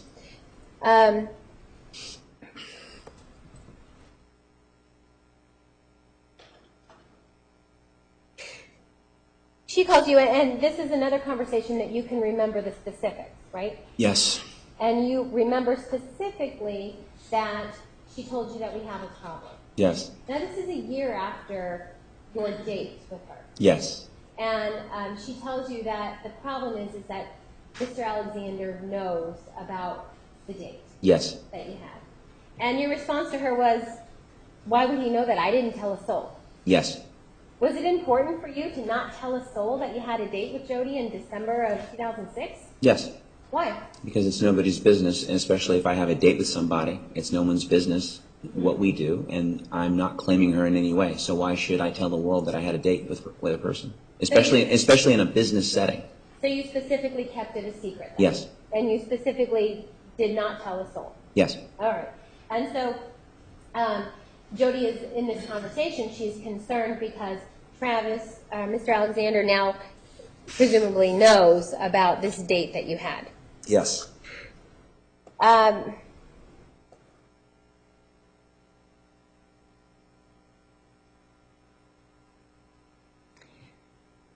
you aware that Jodi actually told Mr. Alexander about your date just shortly after it occurred in the beginning of January 2007? No. Objection, speculation. Overruled, you may. The answer will stand.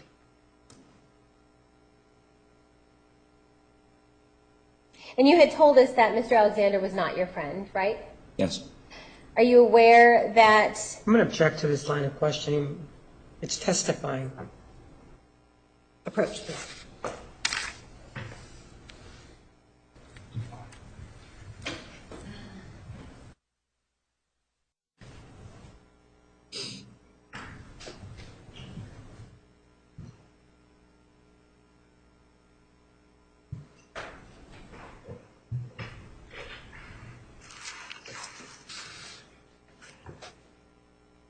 You're aware that Mr. Alexander actually said that he wanted to beat you down, right? Yes. And you're aware that Mr. Alexander actually said that he wanted to whoop your A. Yes. And you understand that to mean your ass, right? Yes. Let's talk about this email.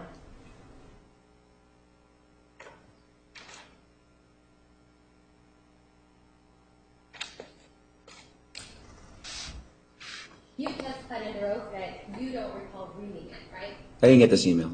You don't recall reading it, is that right? Did not get this email. That's not what I'm asking you.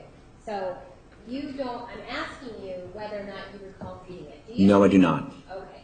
So, according to you, you have not read this email except for yesterday, I think it was, right? Yes. Okay. And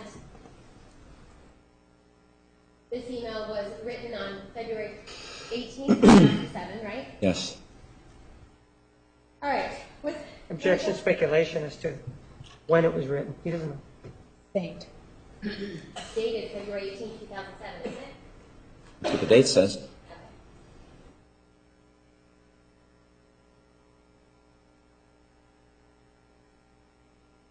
All right, so let's go to the second paragraph. And the second paragraph says, the other more important reason that I am writing to you is regarding our friendship. You have been a wonderful source of information on many levels, and I appreciate your insight and perspectives. I'm glad that we met, and I'm glad we are friends. But after considering a few aspects of our friendship, such as the conversations we had the other night, revisiting the dream you had, to the hug we exchanged at the last APT in Anaheim, I think we should rethink our conduct towards each other. I know that between you and me, those things are simply gestures of a functioning friendship between a couple of single individuals. Up until recently, I've considered myself single, and I never would have considered it to be inappropriate or even given it a second thought. Although I'm not married, and I'm not Travis's girlfriend, from now going forward, I feel that you and I should keep a friendly distance. I'm certainly not suggesting that we ignore each other, but even something as simple as a hug can be misconstrued as something it is not. You and I and everyone are hugging everyone else in this business. We are like a big family, so it may seem somewhat like a foreign request on my part, but you're a pretty savvy guy, so I know you'll understand. You read that, right? Yes. And there's nothing in that paragraph, there's nothing untruthful about that paragraph, right? Objection, vouching obeys the promise of the jury. Overruled. So based on what you know, there's nothing untruthful in that paragraph, right? No. And you think it's kind of somewhat silly. Yes. In other words, she's making mountains out of molehills, right? Yes. And as you told us before, these PPL people, it's a bunch of hugging going on. Yes. And it's harmless. Yes. It doesn't really mean anything. Yes. But she is writing here, Jodi is writing here, that she's not going to do that with you. She's not going to have these hugs, even though they seem innocent. Yes. Right?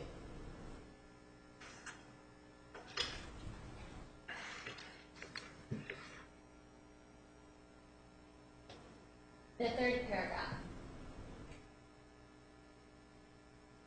I'm aware that you like me, and you've made that pretty clear. I'm flattered by that. I hesitate to tell you all of this only because I'm reminded of the stories that you've shared with me about women taking it the wrong way, like when you prospect them, for example. Their internal dialogue is less than friendly. Look, lady, I didn't ask, and I'm not interested in you anyway. So in considering that, please know that I'm not assuming that you're still pursuing me or that you see me as some kind of prize that you're striving for. We rarely talk outside of PPL events, and I'm fully aware that you have a life completely outside of the realm of Jodi, which involves a blossoming business, a large social circle, and a network of people, and most likely many other female interests as well. Do you see that? Mm-hmm. Yes, I do. Is that a yes? Yes. All right. And you were not, at this time in February of 2007, you were not pursuing her, right? No. And she recognizes that she's not assuming that you are pursuing her, right? Yes. That's what she said. Right? Yes. And in fact, you had already had this conversation basically in January of 2007 when she tells you, I'm getting back together with Mr. Alexander. We can just be friends, right? Yes.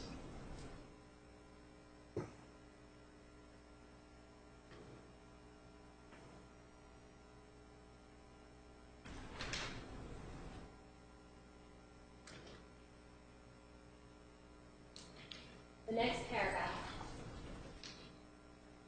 You already know that I'm seeing Travis.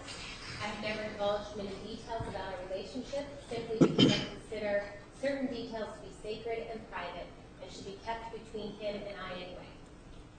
And you did already know, in February 2007, you did already know that she was seeing Mr. Alexander, right? Yes. Because she told you. Yes. I know I've told you that, Lee.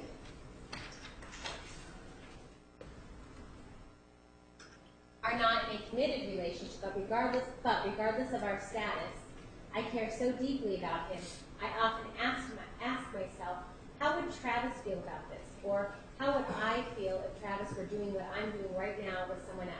In fact, this reasoning has been a compelling force behind all my actions, decisions, and conduct on this late.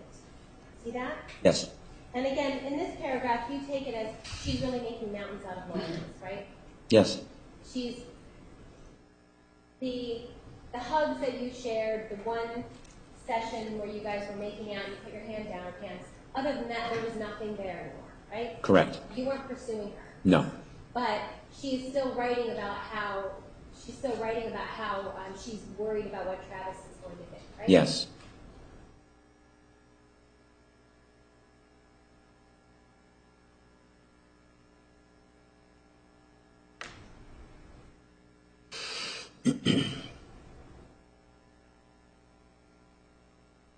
And she goes on to talk more in the next paragraph about how Mr. Alexander would feel if he saw her hugging you, right? Yes. And her concern, based on what's written here, seems to be what Mr. Alexander would think if you and she shared an innocent hug.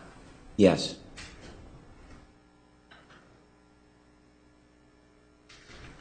In this email I did not receive, by the way. There was no question before you. Okay. In this email that you claim to not receive, you just don't remember reading it, right? Nope. And you have no idea whether or not it got sent to your spam, right? I did not see this email. You have no idea whether it was sent to your spam. Nope. And you have no idea whether it was sent to you and just returned back for some reason. No, I do not. All you can tell us is that you don't recall reading it, right? I did not see this email. All you can tell us, Mr. Abdahadi, is that you don't remember reading it. Yes. Thank you. Nothing further. Redirect.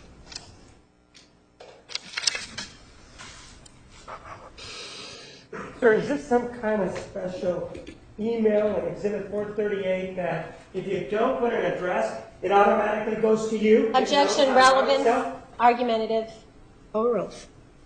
I'm sorry. Repeat the Does question. this email without your address, does it know how to get to you specifically without your address? No. Objection, foundation, and knowledge. This is a forwarded email. Overruled. See that right there? It says from Jodi Arias. You see that there's an email address there, right? Yes, sir. You see the subject, right? Yes. And you see the date, don't you? Yes. Where's the to line that it goes to? Do you see it anywhere there? Do not.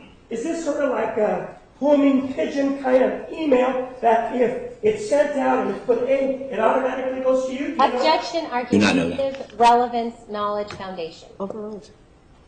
Is it? No. In terms of email that is sent to you, and it's an email such as this, the other emails, for example, that she sent you, they go to spam? Objection, relevance, knowledge, foundation. Which emails? Rephrase. You mentioned that there's 3 or 4 other emails that you received from her during the whole course of this relationship. Yes. If those go to spam, Objection, foundation as to how many emails may have gone. Overruled. I got them. and you read those, didn't you? Yes, I did.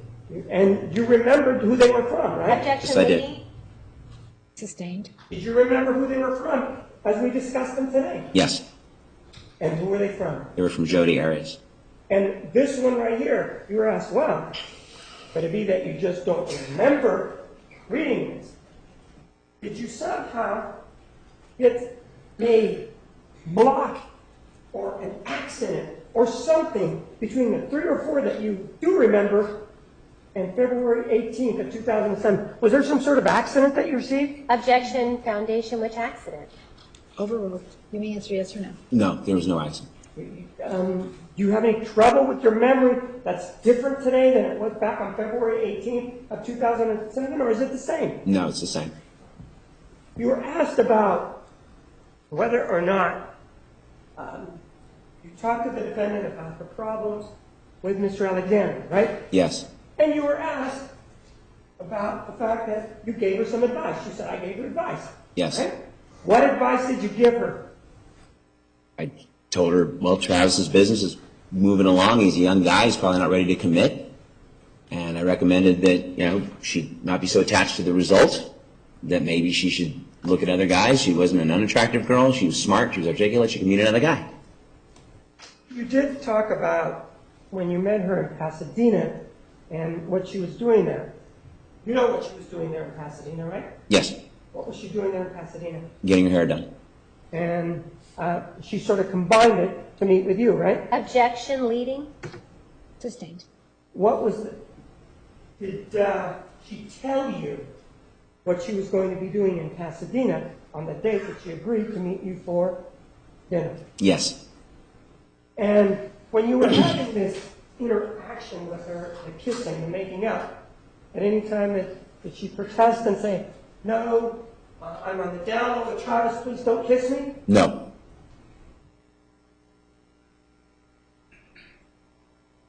And you were asked about the content of paragraph 1, you see that? Yes. You were asked about the content of paragraph 2. Remember that? Yes. You were asked about the content during paragraph 3. See that paragraph Yes. 4? You were asked about the content.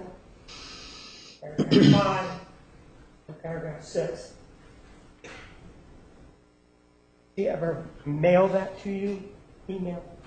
No. Objection as to what she did. Sustained. With regard to the defendant, based on everything you know about whether you received it, its content, did she ever mail it to you?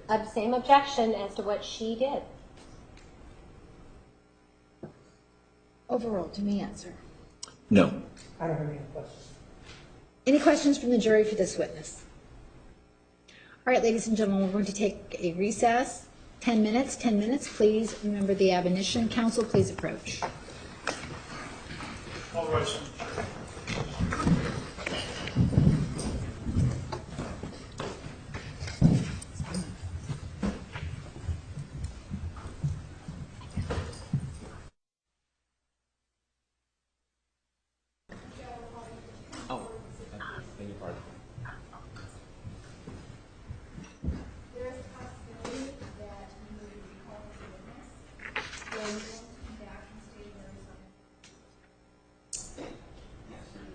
Yes. If I could have time to schedule, please.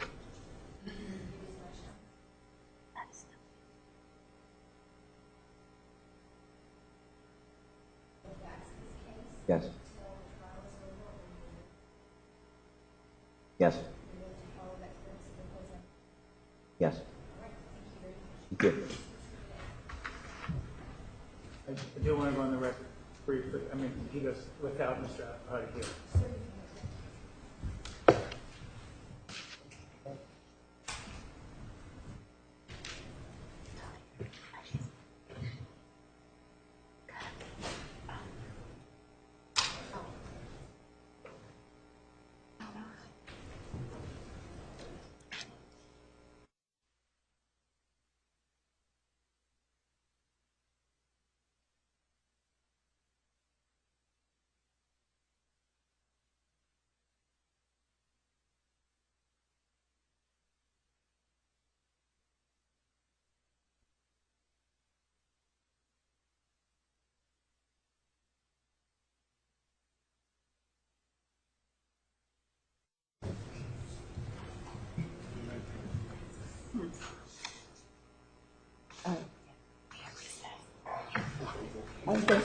I've never seen that one yet.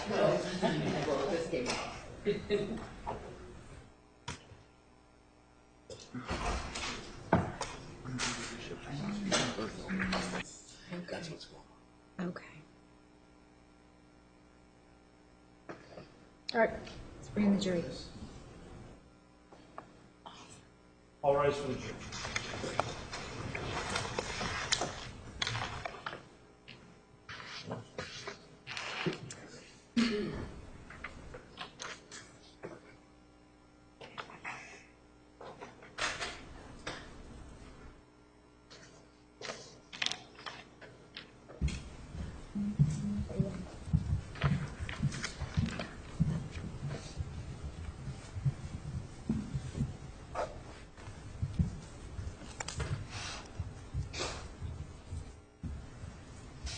Please be seated. Record will show the presence of the jury, defendant, and counsel. The state may call its next witness. The state calls Deanna Reed. Please come forward right up here to be sworn.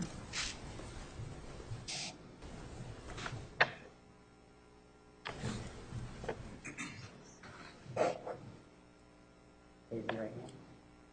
Solemnly swear that the testimony you're about to give will be the truth, the whole truth, and nothing but the truth, so help you God.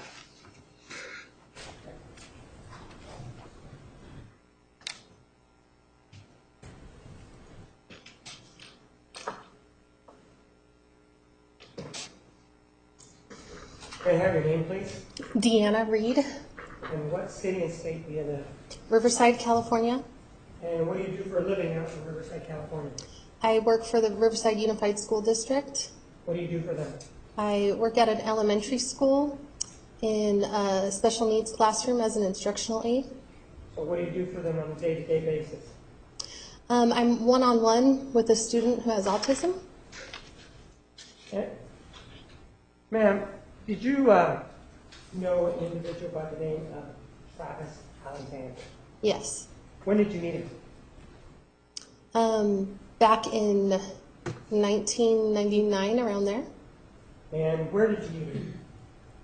in Riverside I know in Riverside, but where in Riverside specifically? Church.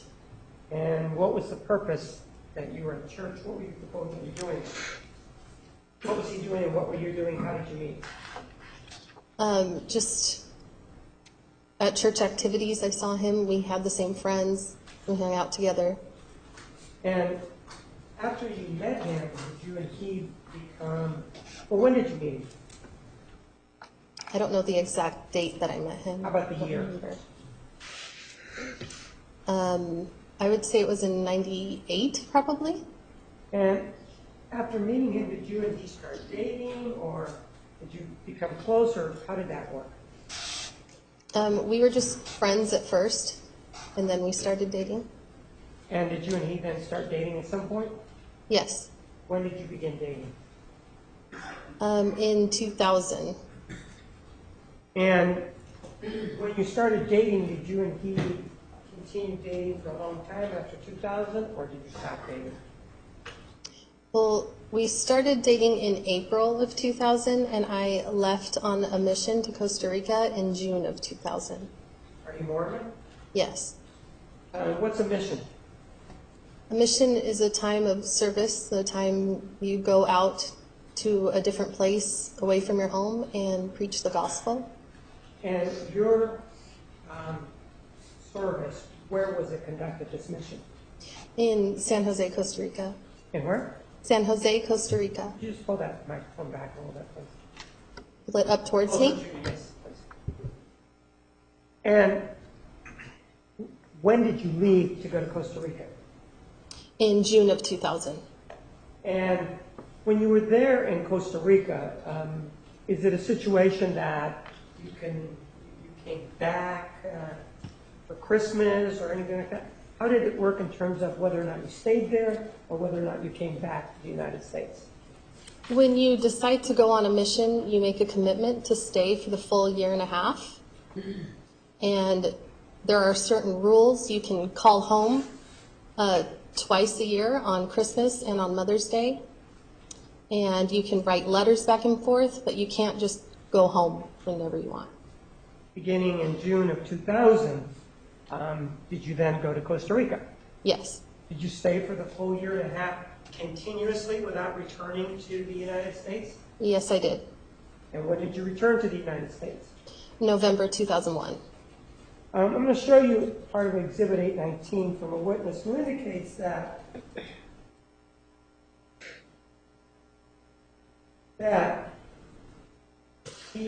this individual met you through the Young Single Adult Program of the LDS Church in late 1997 or early 1998. Do you see that?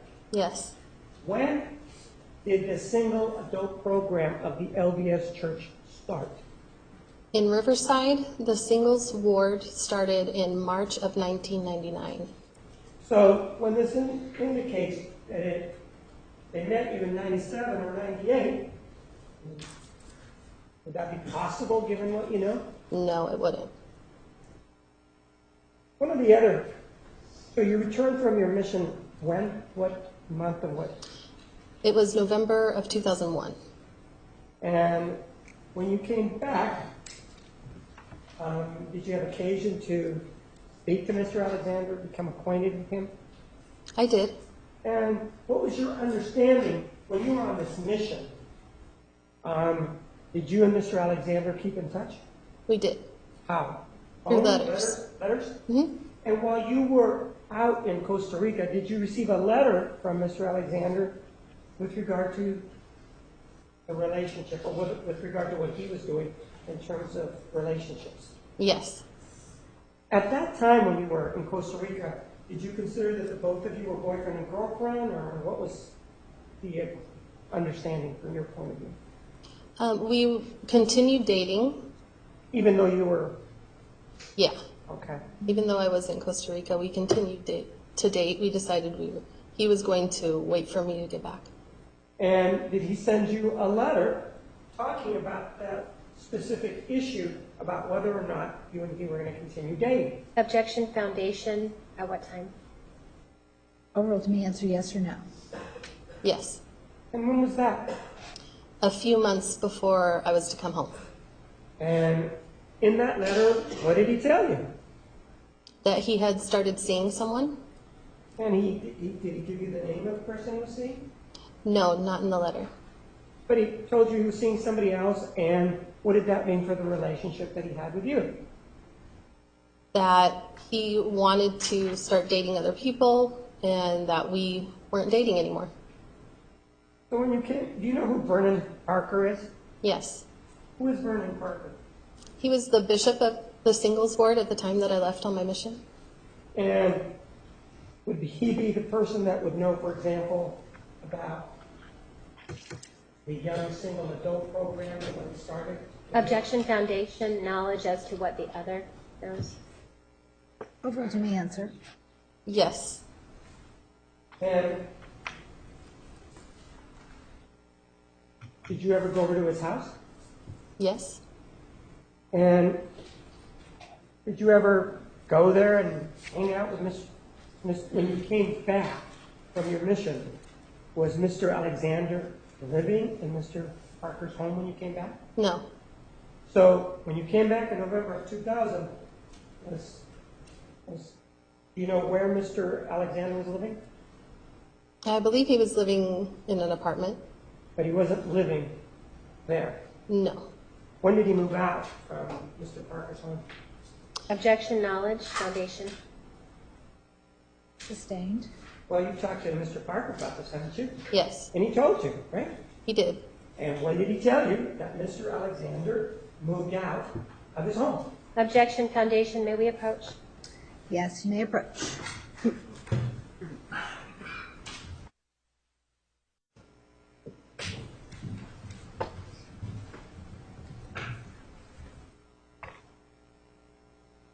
When did Bishop Parker tell you that Mr. Alexander moved out? In the beginning of August 2000. And, ma'am, this affidavit indicates certain things, and I want you to take a look at it.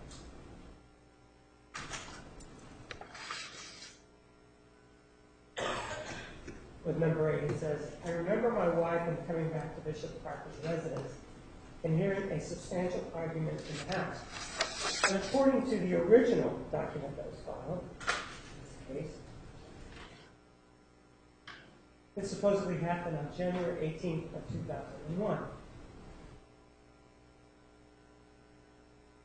And it says, when we walked in, I saw Mr. Alexander, with whom I believe was Deanna Reed, and her wrist restrained and being pushed down onto the couch. Mr. Alexander had his knee in Miss Reed's lap, stomach. While pinning her down, Mr. Alexander was screaming, quote, get it through your fucking head, I'm not going to marry you. I confronted Mr. Alexander. He bolted out of the house. My wife wrapped cold washcloths around Miss Reed's wrist. My wife and I spoke with Miss Reed for over an hour to comfort her. Then it talks about Bishop Parker having only one computer in the home that all residents were allowed to use. With regard to the events as they are described involving you, this individual, you know his name, yes or no? Right. Yes. Did you ever meet that individual? No. And this individual that we're talking about here said that when he came in, he had, according to this individual, Mr. Alexander had your wrists restrained and you were being pushed down on the couch. Did that ever happen? No. Did Mr. Alexander ever, under any circumstances, anybody's house, ever do that to you? Absolutely not. That never happened. Did he ever touch you?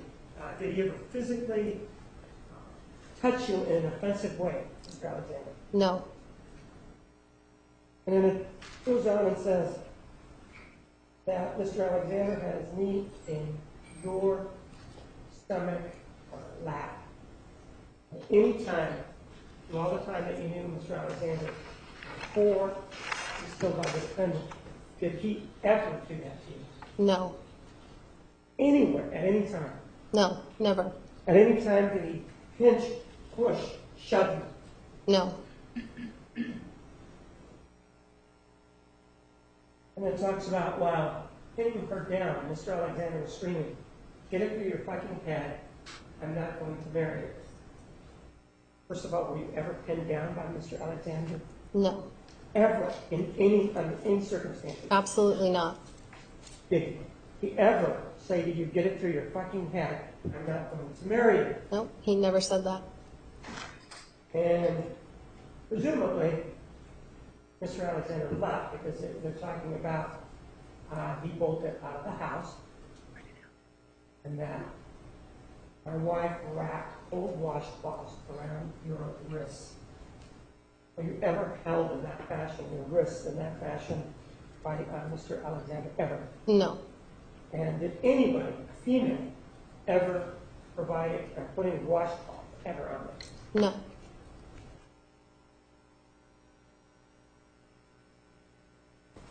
And then it claims that they spoke to you for an hour. Did somebody speak to you for ever about any such incident? No. It never happened. I don't have any other questions. Cross-examination.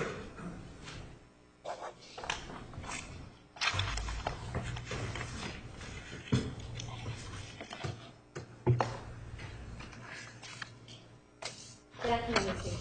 Hi. Hi.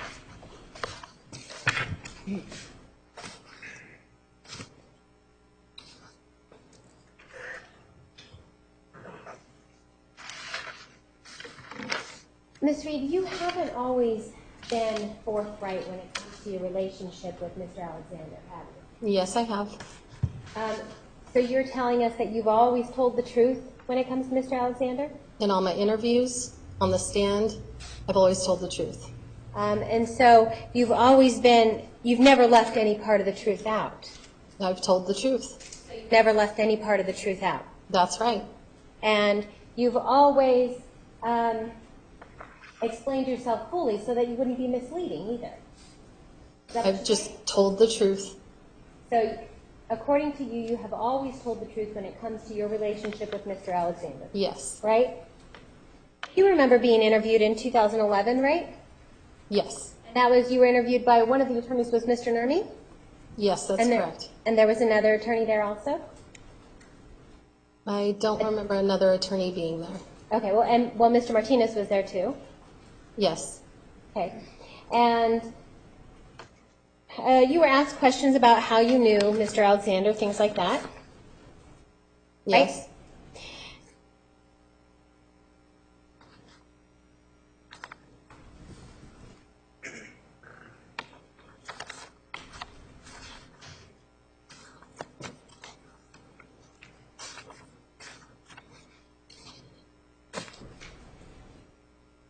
And isn't it true in this interview, you were there to provide information, right? Objection, speculation as to what she was there to do. Overruled. You may answer. I was there to answer your questions. Right, and so in answering questions, you would have been providing information, right? That's correct. And you were there to provide information about Mr. Alexander Yes. and about you, right? Yes. Whatever questions I was asked, I answered truthfully. Okay, whatever questions you were asked, you answered truthfully. Yes. And you weren't misleading in your answers at all. No. That's your testimony. The only one being misleading in this situation is you. Judge, may we approach? Yes, you may approach.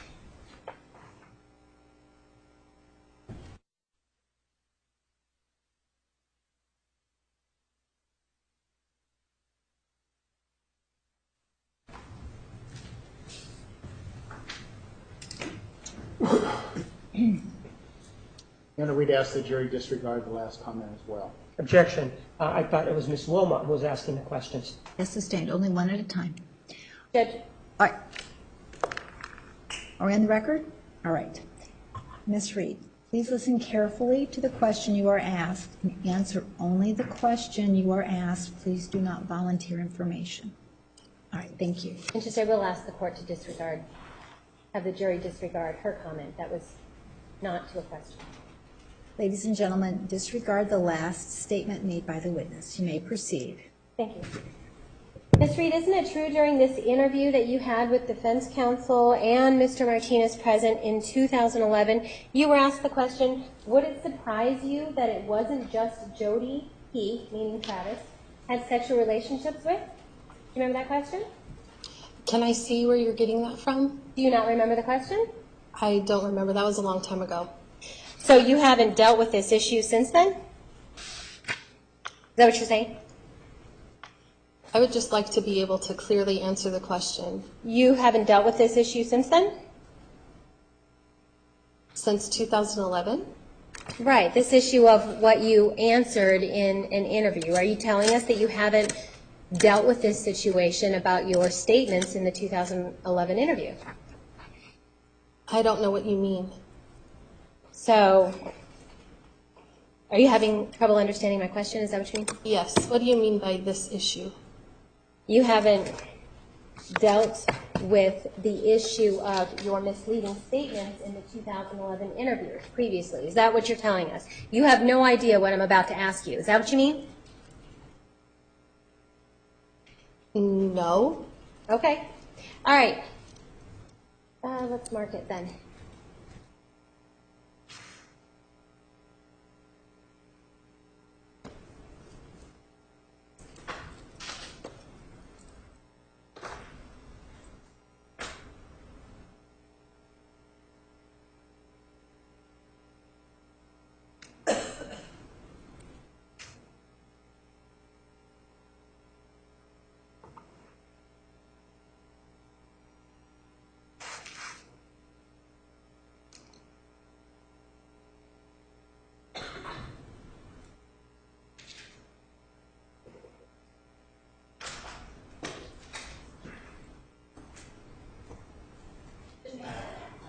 Yes.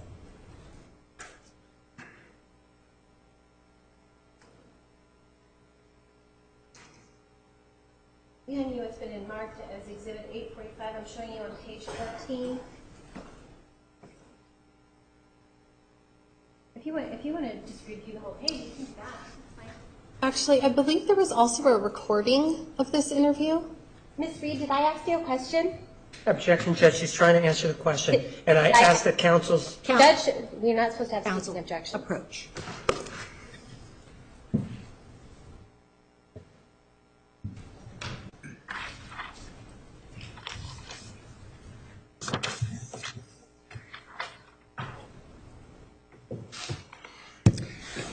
All right, Ms. Reed, again, if you can answer only the question you are asked. If you cannot answer a question posed to you, just say you cannot answer the question as it is framed. All right? Okay. Thank you. All right, Miss Reed, can you please take a look at page 14 on that transcript? Can you look at it? I can look at Read it. it, please. I would feel more comfortable if there was a recording of this interview. Miss Reed, you understand, you know how to read, right? I do. Okay, I good. cannot answer the question if I'm only looking at a Miss Reed, I transcript. haven't even asked you a question yet. What I'm asking you to do is just read the page on page 14. Are you having a problem doing that? I can read the page. Okay, do that, please.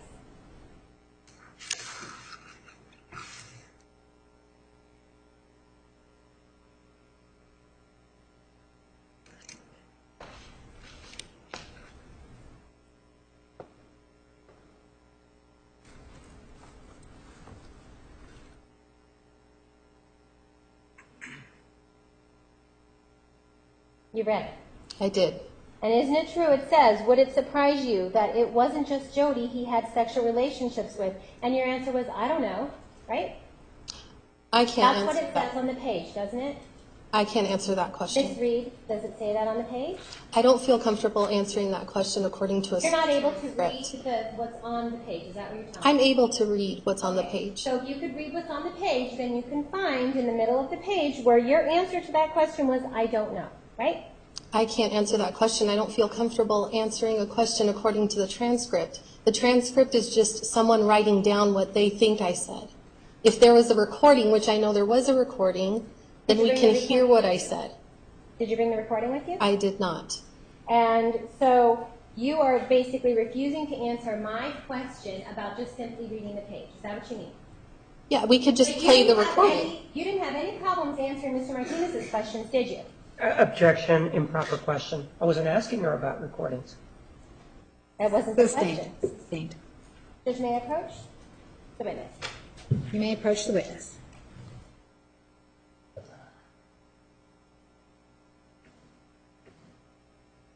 And there's the approach.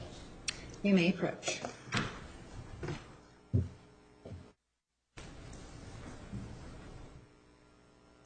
All right, ladies and gentlemen, we're going to take the evening recess. Please return tomorrow. Tomorrow we need you at 1:30. 1:30 tomorrow. All right? Please remember the admonition. Are there any questions?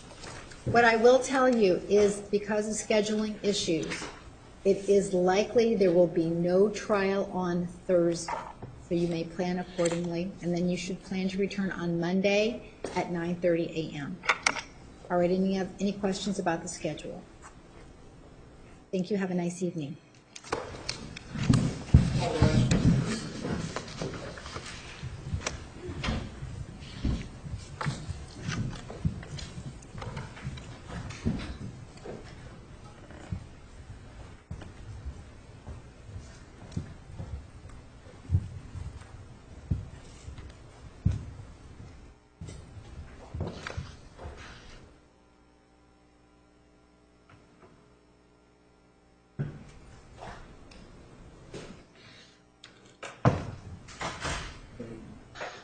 Right.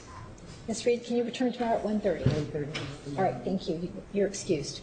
Counsel, anything else No, for today? I've already told him. Schedule. I'm sorry, Your Honor, we The motion for prosecutorial, motion for mistrial, for prosecutorial misconduct, I believe you wanted to supplement the motion, one dated January 25. Is there anything else that you wanted to provide? Set this for oral argument? To my understanding, the court was going to, the state had said they were going to respond, and so I haven't seen a response, so I think setting it for oral argument. I haven't, we also don't have the transcripts of the rest of the testimony. Dr. Geffner, and I think some things occurred during the rest of the cross-examination, I should say, Dr. Geffner, that should be considered in regards to this motion. All right, I'll give the state an opportunity to file a response and for you to get the rest of the transcripts. Could I have a meaningful response after he files a supplement? Because I could file a response now and then file a supplemental response. Do you want me to file one now, or do you want me to wait until he files a supplement? Well, are you planning to file a supplemental when you receive the transcripts? I suspect I will, and I don't have a problem with them responding to both at one time. Okay, then we'll put this on hold until you provide your supplemental and the state has an opportunity to respond. Did the court order the transcripts? I did not. Oh, I thought I just heard you say that. So. I said, no, I did not order the transcripts. No. All right, anything else? All right, thank you. See you tomorrow.